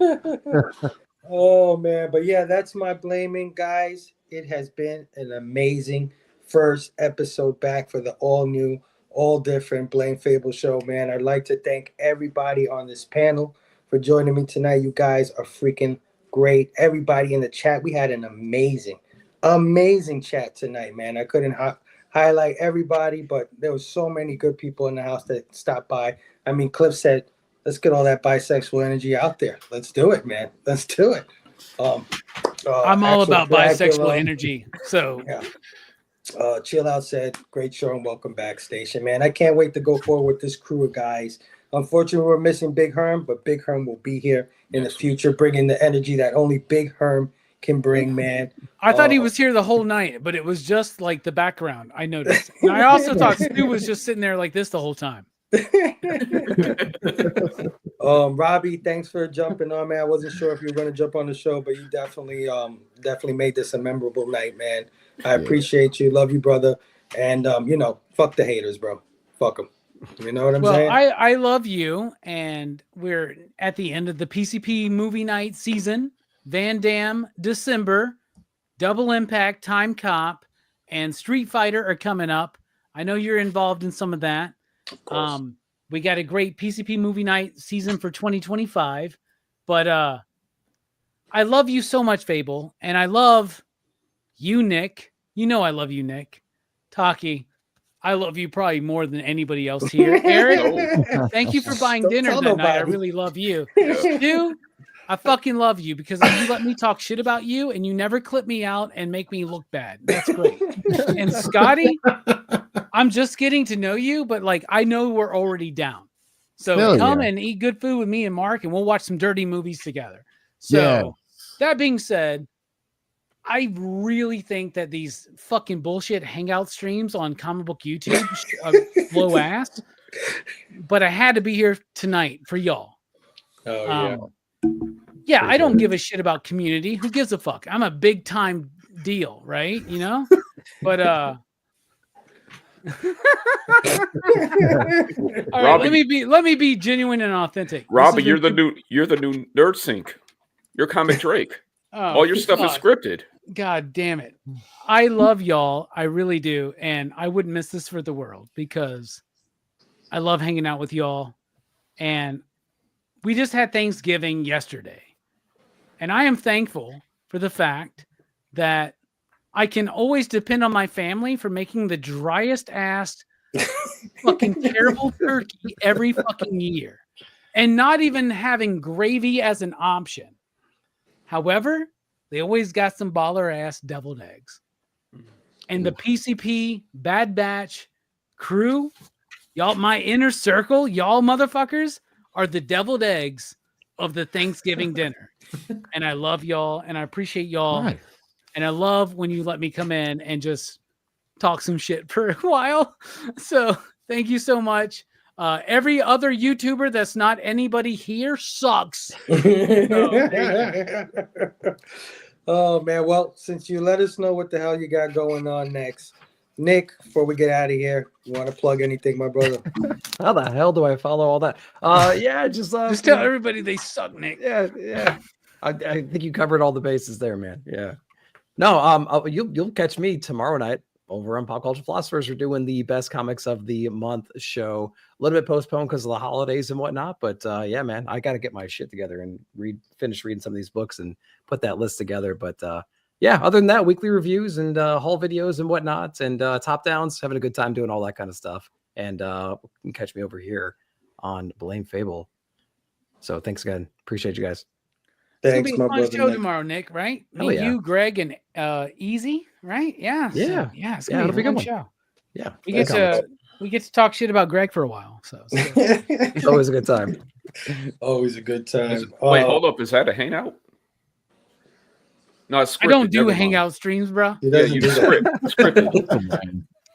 They're all scripted. So we're clear on this. They're all chappy. Yeah.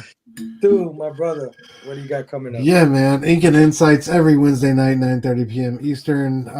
Bouncing back and forth between my channel and E's channel, 9-panel grid, talking our favorite new releases from DC, Marvel, and the Indies. Check us out every Wednesday night. Other than that, Absolute Book Club coming up next week, episode 2, covering Absolute Wonder Woman #1 and 2 with Phable Scotty, Matt and Sergio, at least Yeah, those five man. Yeah, they're coming back. Oh yeah, can't wait. And then of course be back here next Friday for Blame Phable. Oh yeah. Yeah, Hell yeah. Thanks for joining me, Stu. This is Absolutely. Thanks for another season with you, my brother. It's my pleasure. It's always honor. a good time with you, bro. Thanks Yeah, for hanging out. Likewise. Our latest members, man. Eric, 9-panel grid, man. Had an awesome first year as a YouTuber. I always knew he can do it, and he just continues to amaze me with the stuff he does. Eric, thanks for joining me tonight, my brother. Anything you want to plug before you get out of here? Some of the stuff that you guys already talked about, the monthly comic review coming up tomorrow, Ink and Insights every Wednesday, every Monday morning on the pull lists, going over the comics that I read for that week and giving my thoughts. And imagine all of that combined into a digest form for $10. Could you imagine such a thing? All of that content, it's crazy. Oh yeah, just for $10. If you just put all of us, low price of $10. $10, one compact fucking So package. affordable. Jesus. Oh shit. And airports too. Taq, my brother, man. I'm like Robbie. I love you a lot, man. I really do. I think you're one of the sharpest tools in the shed, bro. And I really. By the way, Taqi, me and Phable have been trying to get you into a threesome scenario for a while. Yeah. Don't even talk like that to Taqi. Oh man. But anyway, Taq, I love you so much, bro. There's Thanks not for joining me. enough Viagra that they made yet for that to happen. We just don't know who's gonna be a top or a bottom or a switch. We just don't know, man. We're just trying to figure it out. Taki's Man. not even gonna watch the sequel. But Taq, man, thank you, my brother. Anything you want to plug, my bro? I want to plug SideQuest Comics. There He's you been go. in the stream the whole There night. You go, my And brother. Hell yeah. SideQuest, holler at me, man. I'll take you. I'll show you the lay of the land at Vortex. I'm in Racine. Vortex is in Milwaukee. Half off all December. Fuck Black Friday. He There we takes go. half off the whole month of all the back issues.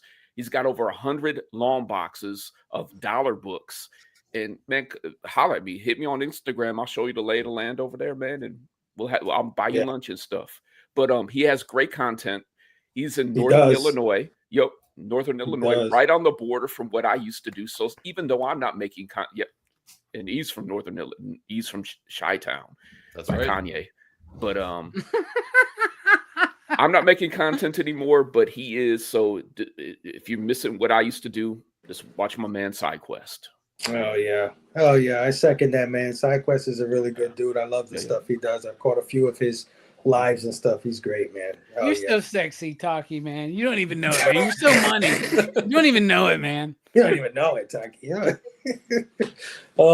Man, our newest member of the Bad Batch, man, Esvon, came in tonight and he absolutely killed it. My brother, thanks for joining me tonight. I can't wait to go forward with you on this show. Let everybody know what you got coming up. Just check me out, Esfon82 on YouTube. I drop new videos every Wednesday at 11 a.m. Eastern time. If you're into the good smutty stuff, you'll like it. I do underground comics. I cover Milo Manara and different erotic artists. If you're into that type of stuff, check it out. But I just want to shout you guys out. Thank you so much for having me. I've had so much fun tonight. I feel very privileged to be on this panel with these fine gentlemen. And Likewise, brother. Every one of you I like and have respect for. So I'm just happy to be here. Thanks for having me. Thanks for coming through. Yeah. How political. I love it. You're great. Now, I'm building my Manara collection right now, dude. So me, you, and Mark got to hang out, dude. Because I don't know if you know anything about Mark, but he loves big titties. I'll tell you that. So like, we're gonna. I don't know if you've noticed that in his work, but yeah, we're gonna have a good conversation together. And I heard he likes the color blue. He loves blue, dude. Look at this is an honor. Me and Eric are giving honor to fucking Mark Spears tonight. It's all for you, Mark. Just had to throw that one in there, didn't you? Love He's you, gonna boy. send me a message about this. He's gonna be like, y'all still talking about the color blue, man? He came to my shop and he was like, there's one custom, like y'all know Faux Robbie, Davey, right? The guy who comes in, he's like, this is Rockin' Robbie Live and all that shit on my show, right? So like he was like talking shit about Mark's work. He's like, he really loves the color blue. And so Mark comes in and I go, hey man, this dipshit right here thinks you use the color blue so much. So then the next time Mark comes in, he goes, hey man, and they hadn't been revealed yet, but either those like Green Lantern covers, those connecting covers. And he goes, you see these covers? I actually thought about you while I was coloring this entire piece. And I avoided blue as much as possible because I said, fuck Davey. Fuck that dude. And I was like, why are you giving my boy a complex about his usage of color blue? I'm like, Jesus Christ, man. Anyway, Mark's got some new shit on Kickstarter. Check it out. I got to eventually bring him to the channel. I don't know why we haven't. Oh, yeah, well, dude. In a way, you did. I mean, when you were advertising and stuff way before all the specs. Way before. Yeah. Way before. That's nothing new. That's happened consistently on Robbie's show. If you watch his pick of the weeks, they always, not always, but they hit a lot of times. Yeah. Nobody not always. That. I really not always. Bad one every once in a while. Well, what was this week's? Yeah. What was this week's? Oh, it was Absolute Wonder Woman. Yeah, Wonder Woman. It's a great movie. Great movie. Great fucking fuck. Are we on a movie or a comic stream? I don't fucking know. It's great. It's great. Thank you, Taqi. I love you, man. That's really too kind. So it's a group. I didn't expect to go 2.5 hours here, but we fucking went 2.5 hours. I think I jinxed myself by saying we're not gonna try to go 2.5 hours. We're not a real hangout stream. Eric, I think you freaking jinxed me, to be honest with you. So I'm blaming you, Eric. I'll accept that. Phable said we're gonna be done in an hour. Yeah, you did. Yeah, you did. We didn't get through the comments for the first 50 That minutes. was cute. And then I showed up. I'm so sorry, y'all. No, it's all good. You're always invited, and if you want, just as an incentive, I'll tell Nick to add you to the thumbnail, bro. So I'll put you over his shoulder like this. Look. It ain't that deep. I was just fucking joking. I'm so sorry. You're getting in the damn thumbnail. I just want everybody to be very clear. I think that honestly, if you get up here and you're on YouTube and you're putting yourself out there, I have mad respect for you. Yep. But circumstances and Comic Journey, they fucking suck. So you just had to do it one more time. I dare. I'm ready for tomorrow on Instagram. I'm like, fucking. All right, here you go. Let me get more specific. I love everybody. There you go. Y'all are amazing. Yeah. No, like seriously, I love this community, and there you go. Absolutely. I really appreciate everybody being here, and I don't know. I love anytime somebody talks about comics, whether it's in drama or whether it's in love or whether it's in hate. Like, let's fucking do it, man. Let's go. Yeah, that is what it is, man. We're gonna just keep doing what we do, and hey, sometimes shit like that happens, but if it gets more eyes, it gets more eyes. Somebody will check us out. I'm all for it. So anyway, guys, it's a great first episode. Thank you so much. Thank you, everybody in the chat. Come back next week, Friday, 9 p.m. Eastern, for another episode of Blame Phable, the all new, all different Blame Phable show. It's been a blast. There's only one thing left to say. Be excellent to each other. And party on, dudes. Hey, shit. Where the hell is my brand?